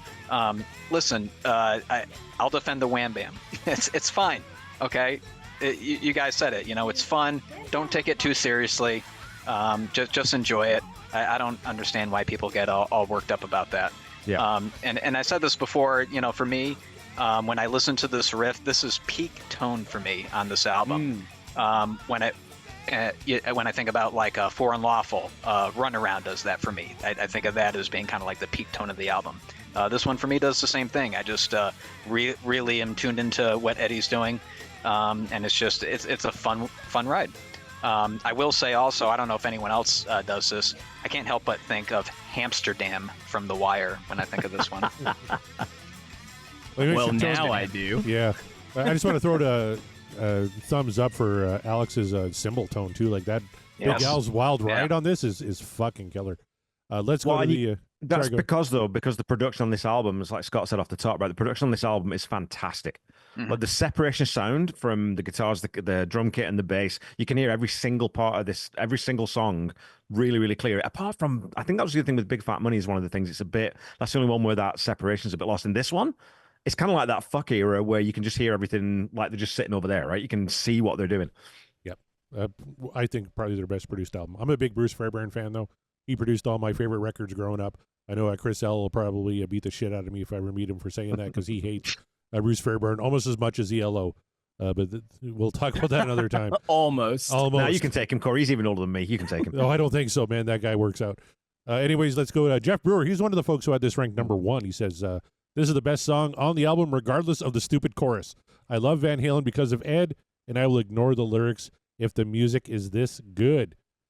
Scott Everett says, I think this one gets some heat because Ed hated Wham Bam Amsterdam, and that has kind of tainted it for a lot of folks. But John, he said this was his favorite. Said it has everything: great guitar, great background vocals, great drums. Absolutely. Mr. Duds 1984 said never understood Ed's disdain for the lyrics on this one. He could have vetoed it. He absolutely could have. Him and Alex were the band, right? That's what I was gonna say. Is like it's not like Sammy went behind their backs and published it. It's like no, they were there for it. They could have easily had said, "Hey, not that. Write something else." Yeah. And if they did, and they still maybe did, Ed vetoed the lyrics for Belushi Therium, and that's what happened. Yeah, and somebody just went, okay, then. Yeah. I mean, you write 'em. Jeff says Wham Bam is a galactically stupid lyric. Still, the music is too good to be anything but number one. And then Eddie Van Trollen, our good buddy, says Sammy was torn between Wham Bam and Hot Damn. Kidding. I wonder Hot Damn is they a little feel better. this. Do you feel the same way when you listen to? I was gonna say Wham Bam Shang-a-Lang. Oh, I was thinking wham bam, thank you, ma'am. Also that.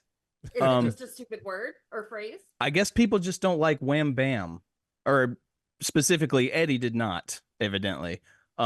Christy, do you have anything more you want to add about your love for Amsterdam?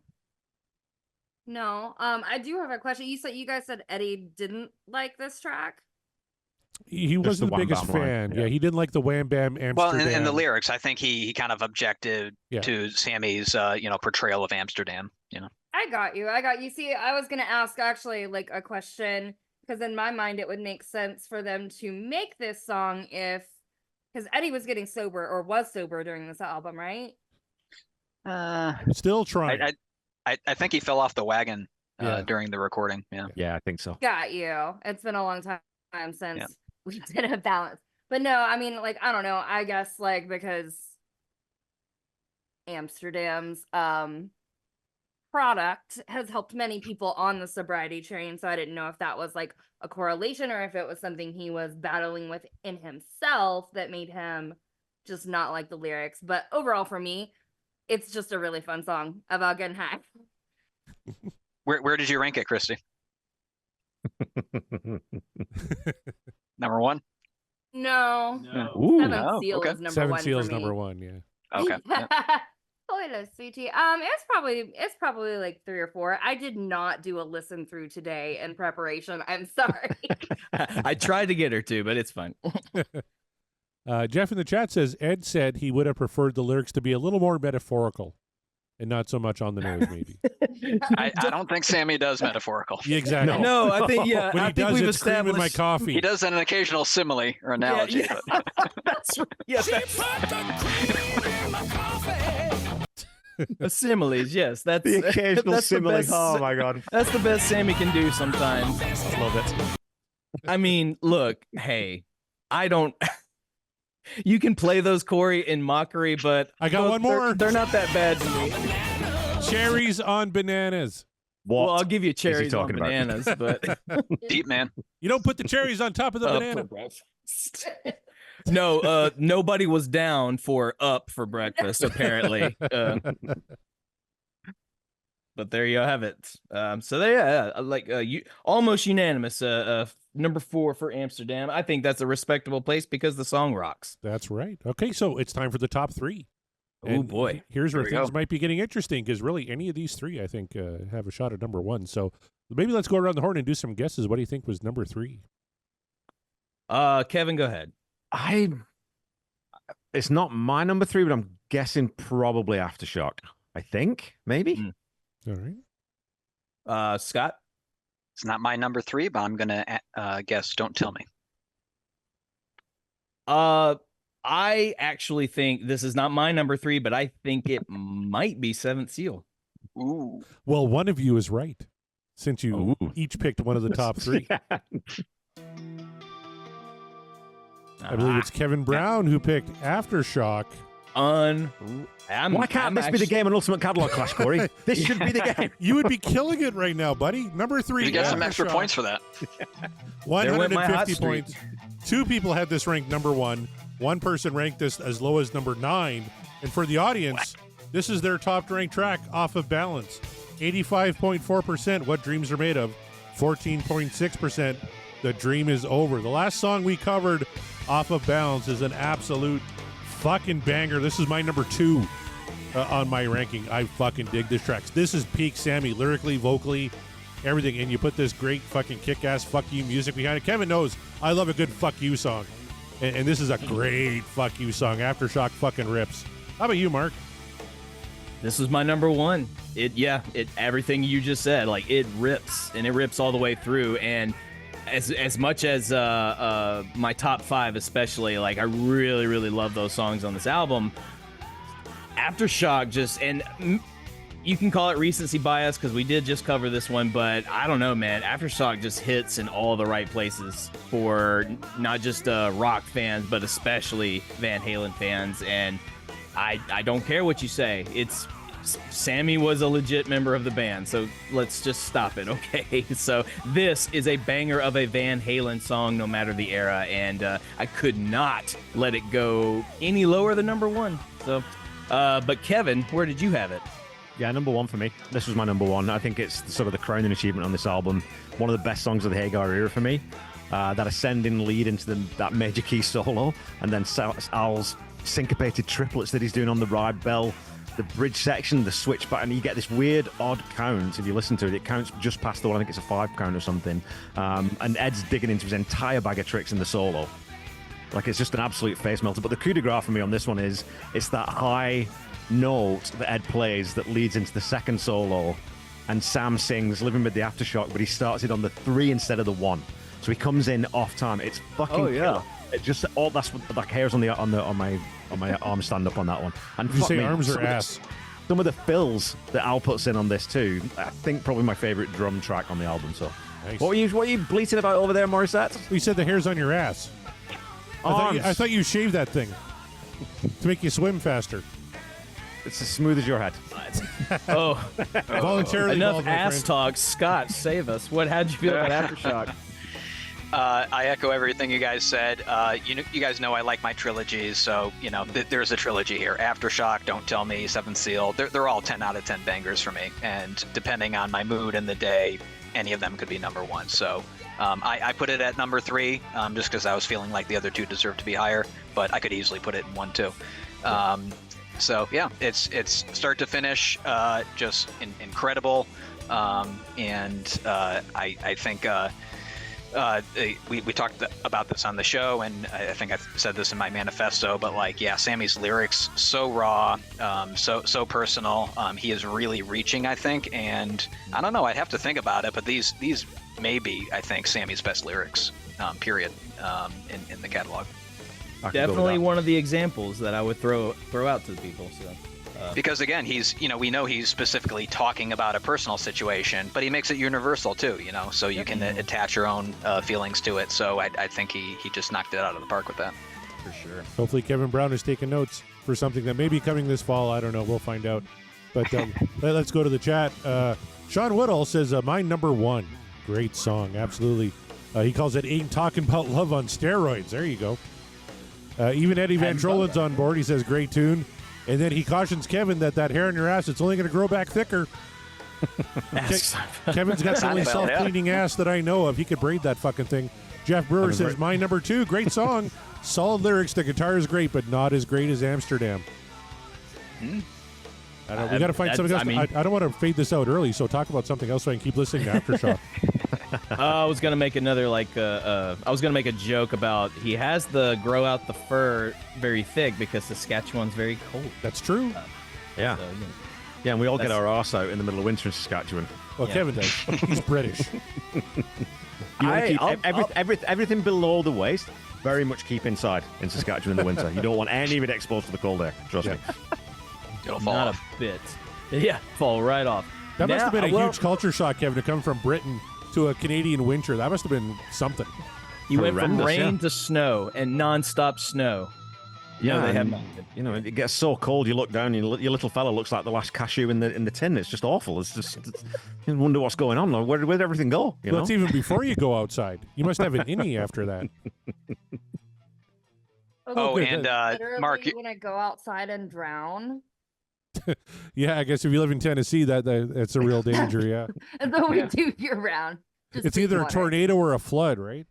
Oh my gosh, yeah. Or Yeah, Nazis and- marching down Main Street in Nashville. I saw that. Yeah, on the internet. or Nazis. Yeah, forgot about those. And it's just like, oh my god, it's a mess down here.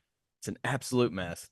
I was just I'll- going to say, as we heard that outro riff again, and this will be in my manifesto that you'll read maybe next week, Mark, but that was a great call on the Enter Sandman reference you had there. I had Yeah. not made that connection before, and now I can't unhear that. That's, I good couldn't call. either. Yeah, it was amazing when that happened. I was like, oh shit, that is. I thought I was crazy. I was looking for Corey for either reassurance that I was crazy or that no, I'm hearing it. But Because yeah, I think they accomplish the same thing too. They're kind of building tension. It's foreboding, and 100%. they accomplish the same thing. Yep. it works. It Great works. point. But I'll tell you what doesn't work possibly is the rest of my rankings. I don't know what if I'm going to correlate with the top two because you guys have destroyed my hot streak by You were making doing Aftershock so good. number 3. At least you don't live in Saskatchewan. Kevin has an Saskatchewan booty, according to Eddie Van Trollen. And then Jeff Brewer, one more time, not as good as Mean Street either. Saskatchewan sounds like a disease or like a something you need to be treated. It's a nightclub. It's a nightclub that I don't go Oh, to. it's a nightclub. Got you. It's a nightclub. Got to get some antibiotics. I got a touch of the Saskatchewan. It's just outside Letterkenny or something, you know. It makes me want to watch soccer and listen to Genesis. I And not believe even y'all good call Genesis. it football.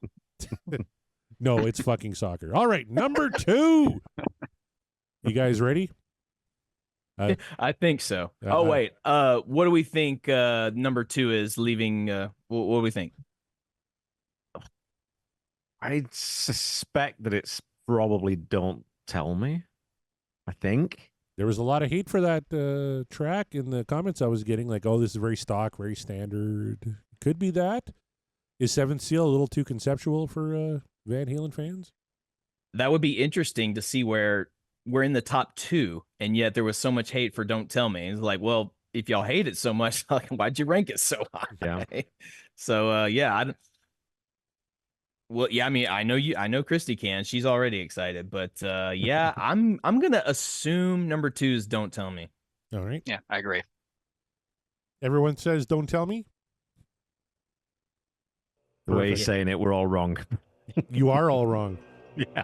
Seventh Seal comes in at number 2, ladies and gentlemen. You sure you still like the rankings? I'm okay with that. Oh, she's okay with number I 2. love Don't Tell Me. I love the whole album. Oh, though. this woman is amazing. Mark, you make sure you hold on to her. Seventh I Seal. put a ring on it. That's right, you did.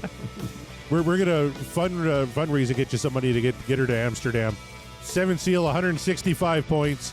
Highest ranking was first on 3 ballots. The lowest it ever got was number 5. So a lot of people ranked Seventh Seal quite highly.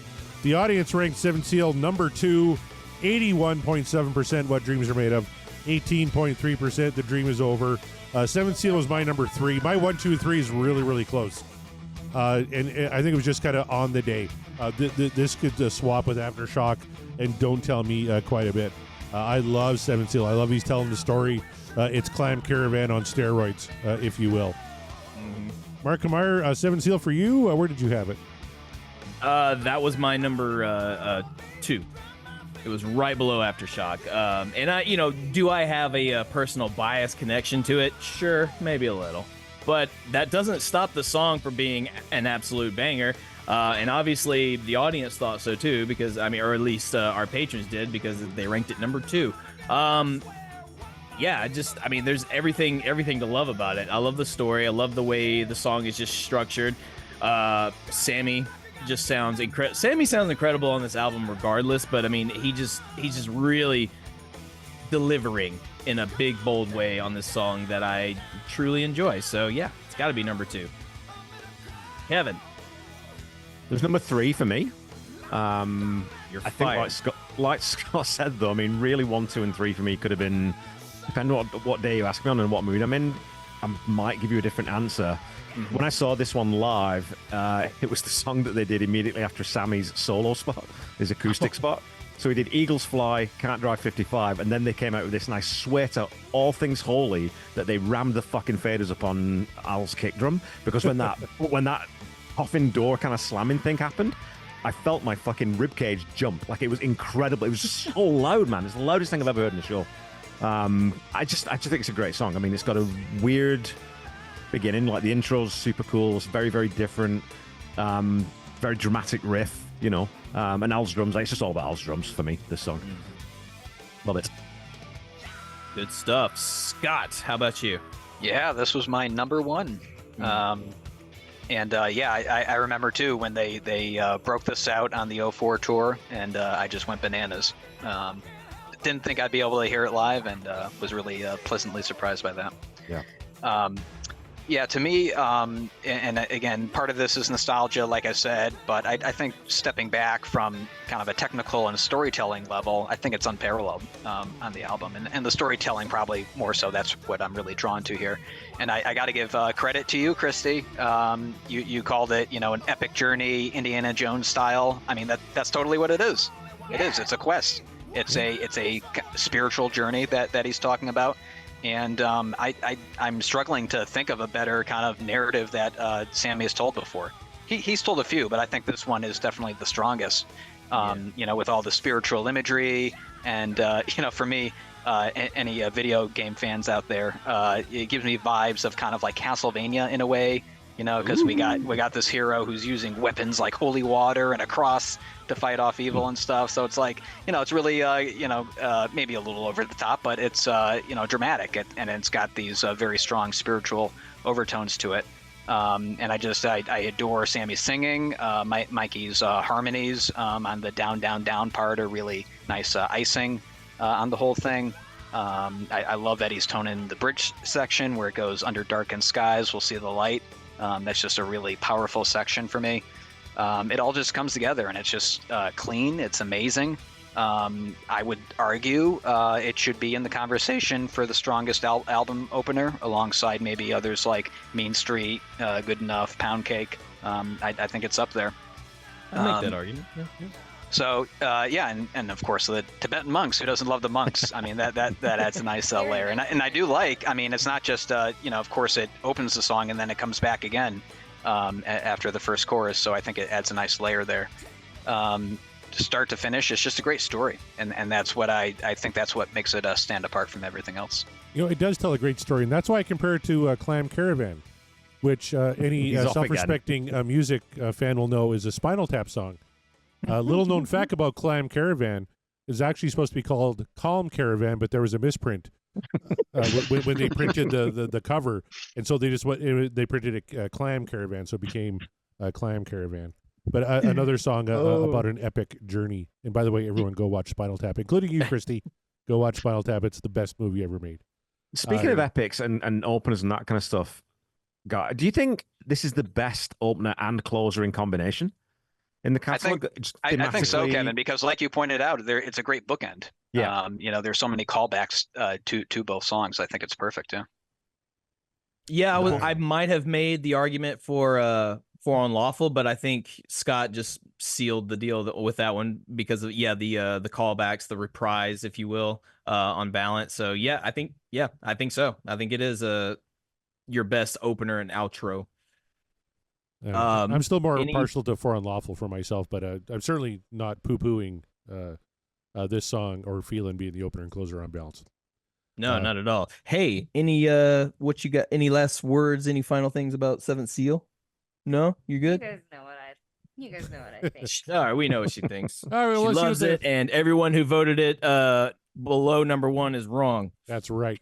Let's see what the chat thinks of Seventh Seal. Eddie Van Trollen points out that they're playing this tune this summer, according to the rehearsal clips. Wow. I was going to ask at the end of the show, what tracks from Balance do you think might be brought out during the Best of All Worlds tour? It sounds like Seventh Seal is going to be one of them for sure. I hope they bust it out in Toronto. I'll be really happy about that. Mr. Duds 1984 had Seventh Seal, Sammy's best lyrics on the album, Al's best performance as well. Jeff Brewer says it was his number 5. He ranked it higher than Don't Tell Me, which will finish number 1. Tom Armbruster says it was number 1 for him. This one always gets cranked. Eddie Van Trollen chimes in, this driving sound gives me the image of a very determined individual who will not be denied. Yes, very, very good rhythm, very good story being told there. Jeff Brewer says the rhythm is really good. It sounds different than when Satriani plays it for some reason. As will pretty much everything, I think. That was one thing I took away from the rehearsal clips, is that Are Van Halen fans going to be mad that it's, not exactly like Eddie? Like, fuck, Yeah, no saturated. Of course they are. Of course. Yeah, it's like, you know what? Calm the fuck down. Right. And Jeff Brewer says, yes, call them Caravan. They played it when I saw them in 1992. Oh, I love my Spinal Tap fans. All right, let's just play it. It's number one with a bullet on this record here. A lot of people have this one ranked number one. Don't Tell Me What Love Can Do. Total points, 171. 8 people ranked this first. The lowest it ever got ranked was number 7 on the ballot, including the audience ballot. The audience ranked this one number 7, 72.9% What Dreams Are Made Of, 27.1 The Dream Is Over. The folks who ranked this number 1 are myself. Scott Everett had this number 1. The legendary Eric Senich, our favorite Van Halen News Desk reporter, had this number 1. Matt Lacoste had this number 1. Heath McCoy, Chad Pollock, and Brad Gould and Jay Steyer all had Don't Tell Me at number 1. This is just a fucking banger tune. If you don't like this, I don't know how to relate to you as a human. This is just hard-hitting fucking rock and roll, and it just... Listen to this. Come on. If that doesn't get you hard, folks, nothing will. Maybe a little bit of the weed that Christy's smoking. I don't know, but geez, this does it for me. Don't Tell Me What Love Can Do. Mark Kamara, your number 3 song. It's my number 3 just because Aftershock and Seventh Seal had to come above it. But that's it. Otherwise, yeah, and I'm in agreement with Scott when he says the top 3 is interchangeable given the particular day. Yep. Like tomorrow, I could be like, actually, I was wrong. Don't Tell Me is like the best song on this album, and then the next week, Aftershock again, whatever. It absolutely rips every step of the way. Everybody sounds just like Sammy sounds powerful as he does. Alex is coming in with it. It's a really, really good, strong track. I am not I'm not mad at the fact that this was voted number 1 at all. I am curious though why the audience ranked it so low. I can't. This is one of those classic examples that we've had many times on the show of explain your voting process to me. I don't get it. What are you looking for? What do you want? But hey, it's the Hagar era, so you have to take a grain of salt and just swallow your medicine the way it goes. Whatever. Anyway, Kevin, how do you feel about Don't Tell Me? Well, this was the first single off the album, right? Wasn't it? Wasn't this the first release single? I thought Can't Stop Loving You was. Let me look it up. I have the technology. But I'm not a Van Halen expert. I have to. I'm legally supposed to say that. Why are you doing this podcast then? Because we fucking want to. That's why. Yes, Don't Tell Me was the first single released January 95. Can't Stop Loving You was March. So Gotcha. Yeah, so because I remember this video. I remember sort of watching this in the mess hall, and we had like the TVs and you see MTV and everything. It was a really weird, dark video, and I remember hearing that jung jung jung jung. I was like, "Who the fuck is this?" And then you look up, it's Van Halen. Oh, okay, well that's a bit different to Right Now, and a bit different to Top of the World and that kind of stuff. And I think that we talk a lot about what's the heaviest Van Halen tune. I think it might be this one in terms of because there's a lot of weight to the lyrics as well as that really, really heavy riff. And bear the cross just like Jesus Christ. That's a pretty fucking powerful line, and a bit ballsy to release that too in America, because I know that y'all don't always love it when people start talking about Jesus in songs over there. So, what are you kidding? No, we love it. We love it so much. Yeah, I love the contrast between the minor key that they use in the verse and then that big major key lift into the chorus.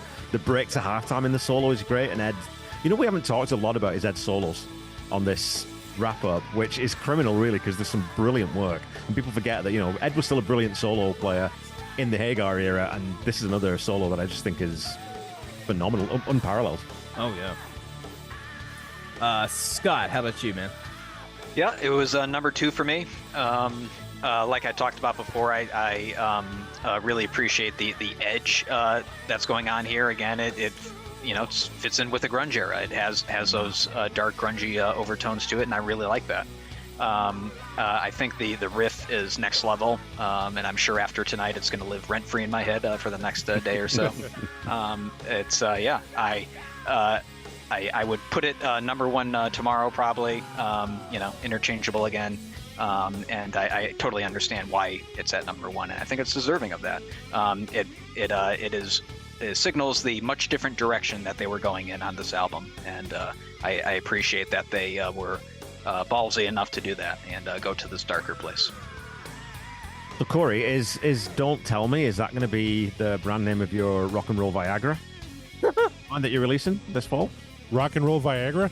That's what you said. It gets you hard.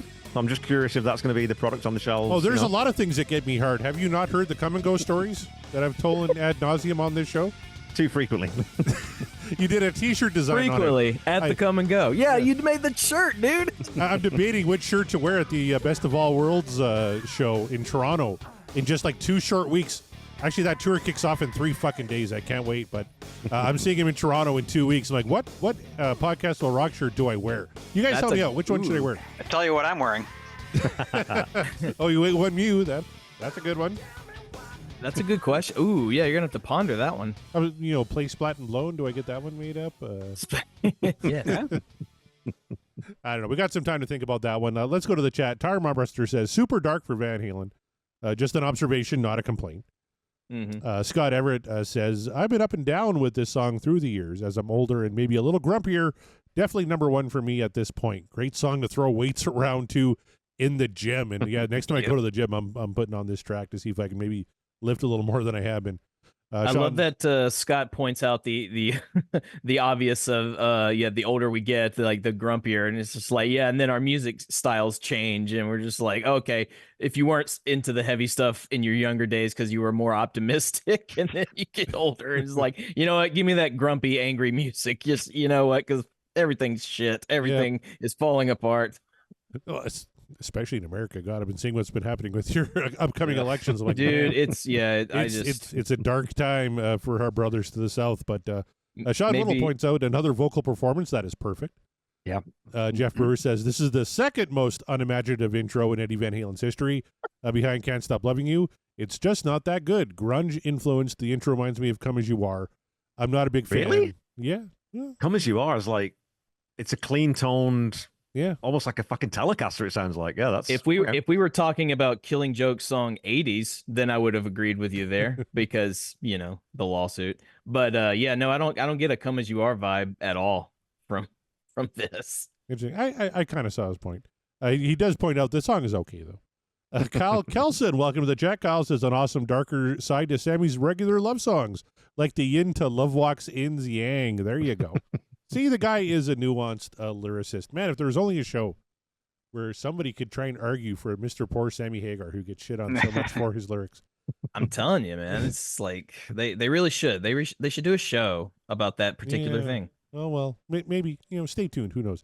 Jay Steyer says, I'm seeing Sammy in Atlanta next Tuesday. Can't wait. Yes, tell us all about it. We're going to be on the air next Wednesday, spinning the wheel, I guess, technically for the final time, to talk about the last song that we have in the Van Halen catalog, little tune called Atomic Punk. Can't wait to hear about Jay's experience. I'll be seeing him in 2 weeks. Eddie Van Trollen asked, am I going to post a review of the concert? Oh, fuck yeah. I'll let y'all know. We'll take some video, take some pictures. I'm meeting up with the Bogus Otis boys. We're going to, drink some Red Rocker brew, maybe get some tequila, and have a great fucking time just off of Lake Ontario in Toronto. I can't bloody wait. It's going to be so good. Yeah, I can't wait. I did invite Kevin, but he was a little too wussy. He's like, no, I don't know. I don't want to ride on a plane. It's Corey's independently wealthy and I'm not. That's the problem. Because you got some big shit happening too, my friend, pretty damn quick. You got to save some money for. As we wrap up, and Mark's going to do the kind of plugs, make sure you talk about your trip to Florida. Okay. All right, that's it. That's Balance. That's a really good fucking record. That's one I never would have thought. I first heard, I'm like, okay, it's kind of forgettable. But as we started doing this show, it's like, wow, this album is really kind of slept on a little bit because there's a lot of good stuff on here. And the more I hear it, the more I like it. And now I got it on the remastered vinyl. I'm playing Balance a fuck ton and really, really enjoying it. And songs I thought, oh, these are stinkers, I'm never going to listen to those again, rising up my rankings. Really, really enjoying them. Balance is right up there with 5150 and For Unlawful for me. Definitely better than OU 812. And I like this one better than a couple of Dave records, too. hopefully And I think it they'll kind be of shows, truthful. Corey. I mean, despite all of the tension going on with the band at the time, that led to some great creative stuff. Yeah. That can be a good magic ingredient sometimes. Yeah, Absolutely. And sometimes bands get their best stuff when there's that kind of friction. Yep. And it kind of showed here. I really dug this record. So Because there's no better flavor than spite or sometimes just a little bit of hate. Just a little bit. What But what do we think of the album art though? that is a little different. That's probably the worst cover art maybe in the history of music. it's not my favorite. That's what I'll say. It's not my favorite. It's that who is it? Jeff that keeps talking about like unimaginative riffs or intros or what have you. Is like I would say the album cover is a little bit unimaginative. Called Balance. I feel like they could have come up with something a little bit more clever. But wow. I don't know. It's not You that like it's it, not the Kev? worst album cover. It's just it's not my favorite. I love that album cover. I Oh, think wow. it's so striking. Well, You you don't do drive forget a it. pedo van. Facebook jail. Yeah, I got my fiance put in Facebook jail because Facebook didn't like it. Well, yeah. Well, Kevin is a pedophile. We saw his van. It said, Whoa, it has free no, candy written on the side. Alleged. You have to put Alleged. alleged before that, right? Oh, So, no, God. that's just a joke between me and Kevin because my daughter saw his van. She's like, "Oh my God, Kevin drives like a pedo van."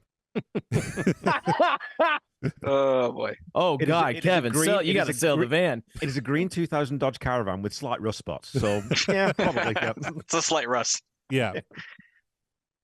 If you want a little hot take, I would say that the album art harkens to Nirvana Nevermind with Sure. the naked Which naked-ish kid. Again, not my favorite. I love the Yeah. album, But I've always it's in keeping, I think, with kind of the grunge vibe they were going for. Sure. that that's a very fair point. Now you guys saw the Balance, or Scott, you were at the Balance tour, right? Didn't the twins at the end of the show, like on the big jumbotron they had behind Alex, say goodnight to the crowd or something? I was not on that tour, no. Oh, okay. Sorry, I thought you. No, were. 04 is when I saw Sammy for the Okay. first time. I just remember reading that. I think on the Van Halen news desk, like they had this big screen behind Alex, and the twins would kind of say goodnight to everybody at the end of the show. I'm like, that's a little weird, but whatever. It's like, yeah, it's a bit off-putting. Sure, okay, why not? It's a little bit. Was it Overlook Hotel? What's the thing in The Shining? The twins in The Shining. Oh yeah, yeah. Overlook, yeah. the Overlook Hotel. Oof, Red Rum. yeah. Red No, Rum. thank you. Not for me. Tom There it says in a CD case he turned to the egg on the guitar neck. So that was a pretty good idea, actually. Tom's a pretty smart fella.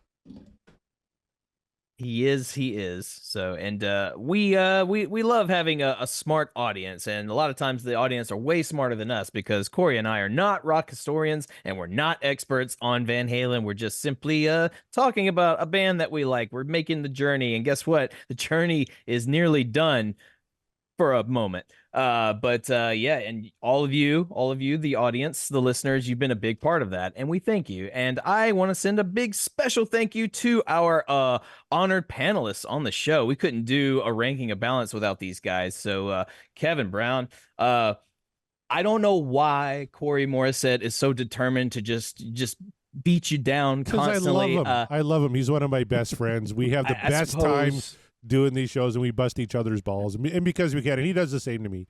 And it's all good. He is one of the best people I know. Absolutely 100%. He lives in a mansion in Saskatoon. He's 4'8", and there's nothing wrong with that. Well, ball busted extraordinaire and podcast extraordinaire both at the same time. Kevin Brown, please, first of all, thank you for being on the show once again. It's always Happy a pleasure. birthday. You're an honorary host basically at this point. Please let the people know what else you got going on. There's so many things. Yeah, do check out. First of all, quickly, I'll plug it. Scott's going to plug it anyway, but do check out regarding Van Halen 3 because they've come out of the gate flying. The first episode was a riot. It's as insane as you're expecting with Chaz, but Scott does bring a little bit of rationality and normalcy to it, and Wolfie just tries to hang on for grim life, which is just always makes me laugh my head off. Come check out my other podcast, the Tom Petty Project, and Queen. Geez, Louise, Seaside Pod Review, a Queen podcast. Got my own fucking podcast name wrong, Corey. What you were alluding to earlier, yeah, I'm heading down to Florida, to Gainesville, Florida, in October for the Tom Petty birthday bash weekend that they put on every year, and I'm going to be part of the program. which is kind of cool. So I'm going to be able to, I don't know whether I'm going to be emceeing a little bit or just part of the sort of the storytellers segment, but I'm going to be doing something down there involved with the weekend, which is super exciting. And it's basically all paid for by the weekend also, which is kind of cool. So Sweet. so start a podcast. Cool. Sometimes you get a free holiday. Yeah, that's very, very cool. Awesome stuff, man. Yeah, be sure to tune into all of Kevin's shows. They are a riot and a half, and as he alluded to, it's a riot listening to Regarding Van Halen 3, and there would be no structure to that show without this man, Scott Monroe. Scott, always a pleasure having you here, bringing your incredible insights into your love for Van Halen, and we love it. We can't do a show like this without you. So please let the people know where they can find you and what you got going on. Yeah, thanks, man. Yeah, this was so much fun. And like Kevin said, we are out with Regarding Van Halen 3. Episode is out now, and you absolutely have to check out the incredible job that Kevin did with the YouTube playlists, our reimagining of Van Halen 3. Whether you agree with it or not, check it out. Just, give it a listen. See what you think of it. We want the feedback. We want the comments. And most of all, we want people talking about this album that we think is misunderstood and deserves some more listens and looks. So check that out. And regarding Van Halen 3, we'll be continuing. We'll have episodes out about twice a month from now through the fall into the early winter. If there are any people that can sway you on your negative feelings on that album, it would be that crew.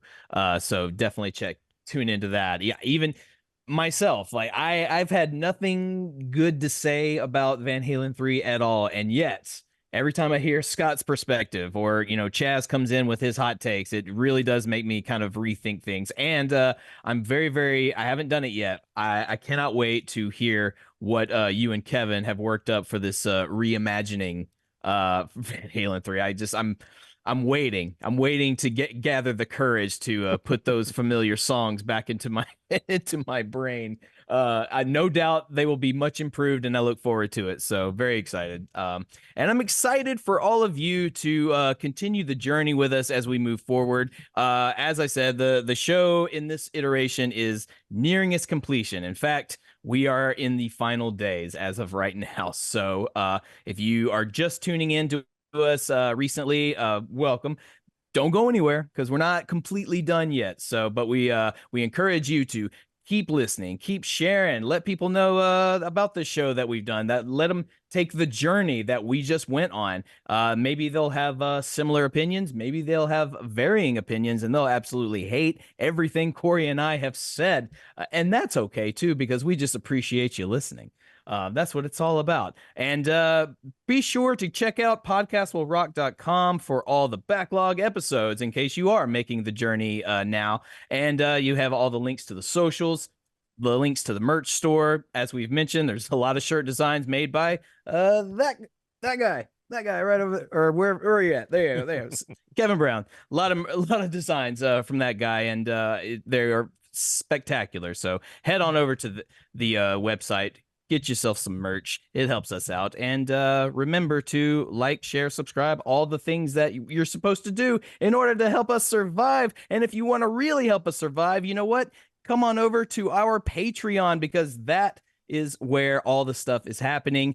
You'll get perks like joining the Discord where all the great conversations are happening. You get to meet guys like Kevin and Scott and all of the panelists that we've had in the past. Believe me, it's worth your time. It's lots of fun, good stuff. We got good stuff on the way. Corey, what do you say we just we end this?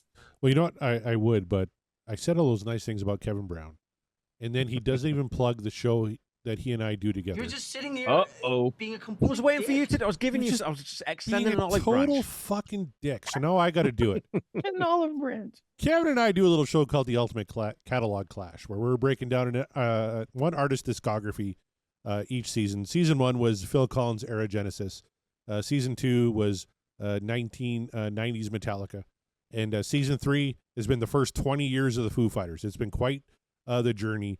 And as Tom points out this week, we took a little sidebar into Weird Al Yankovic for a little bit. He was a fan of that. I'm glad. I was a little worried because we just kind of went off on a tangent on that one. But we're almost finishing up. We have 4 or 5 episodes left in that season. Yeah. And check out the Ultimate Catalogue Clash. Kevin and I have a lot of fun doing that show. We play a lot of games that I beat him at. and we listen to a lot of cool music. So even though Kevin would rather brag about Florida and his Seaside Pod review and the fucking World Cup he's got going on right now, he didn't even talk about that. He wouldn't mention our show at all, or any subsequent future shows, which may or may not be coming down the pike right now. But gotta tell you, I'm a little bummed now. Kevin just kind of ruined my night. But hey, had a lot of fun here tonight with Scott and with you, Mark. So why don't you wrap this fucking thing up? Join the Patreon, if nothing else. I'm sure you'll get the upcoming new episodes of the reality show dealing with the relationship of Corey and Kevin. It's a roller coaster, I tell you. It's if you like The Odd Couple, boy, you're really gonna think this is something. I'm not tall enough to ride the roller coaster, Corey, as you all know. That's very true. Join our Patreon to see videos of Kevin Brown on stilts, and that'll make for some great comedic content. We need it. We need more comedic content. So not just these live shows. Anyway, be sure to check out all the shows, all the things that we plug. Thank you so much for tuning in to us. We are, and the podcast will rock, and we will rock you later.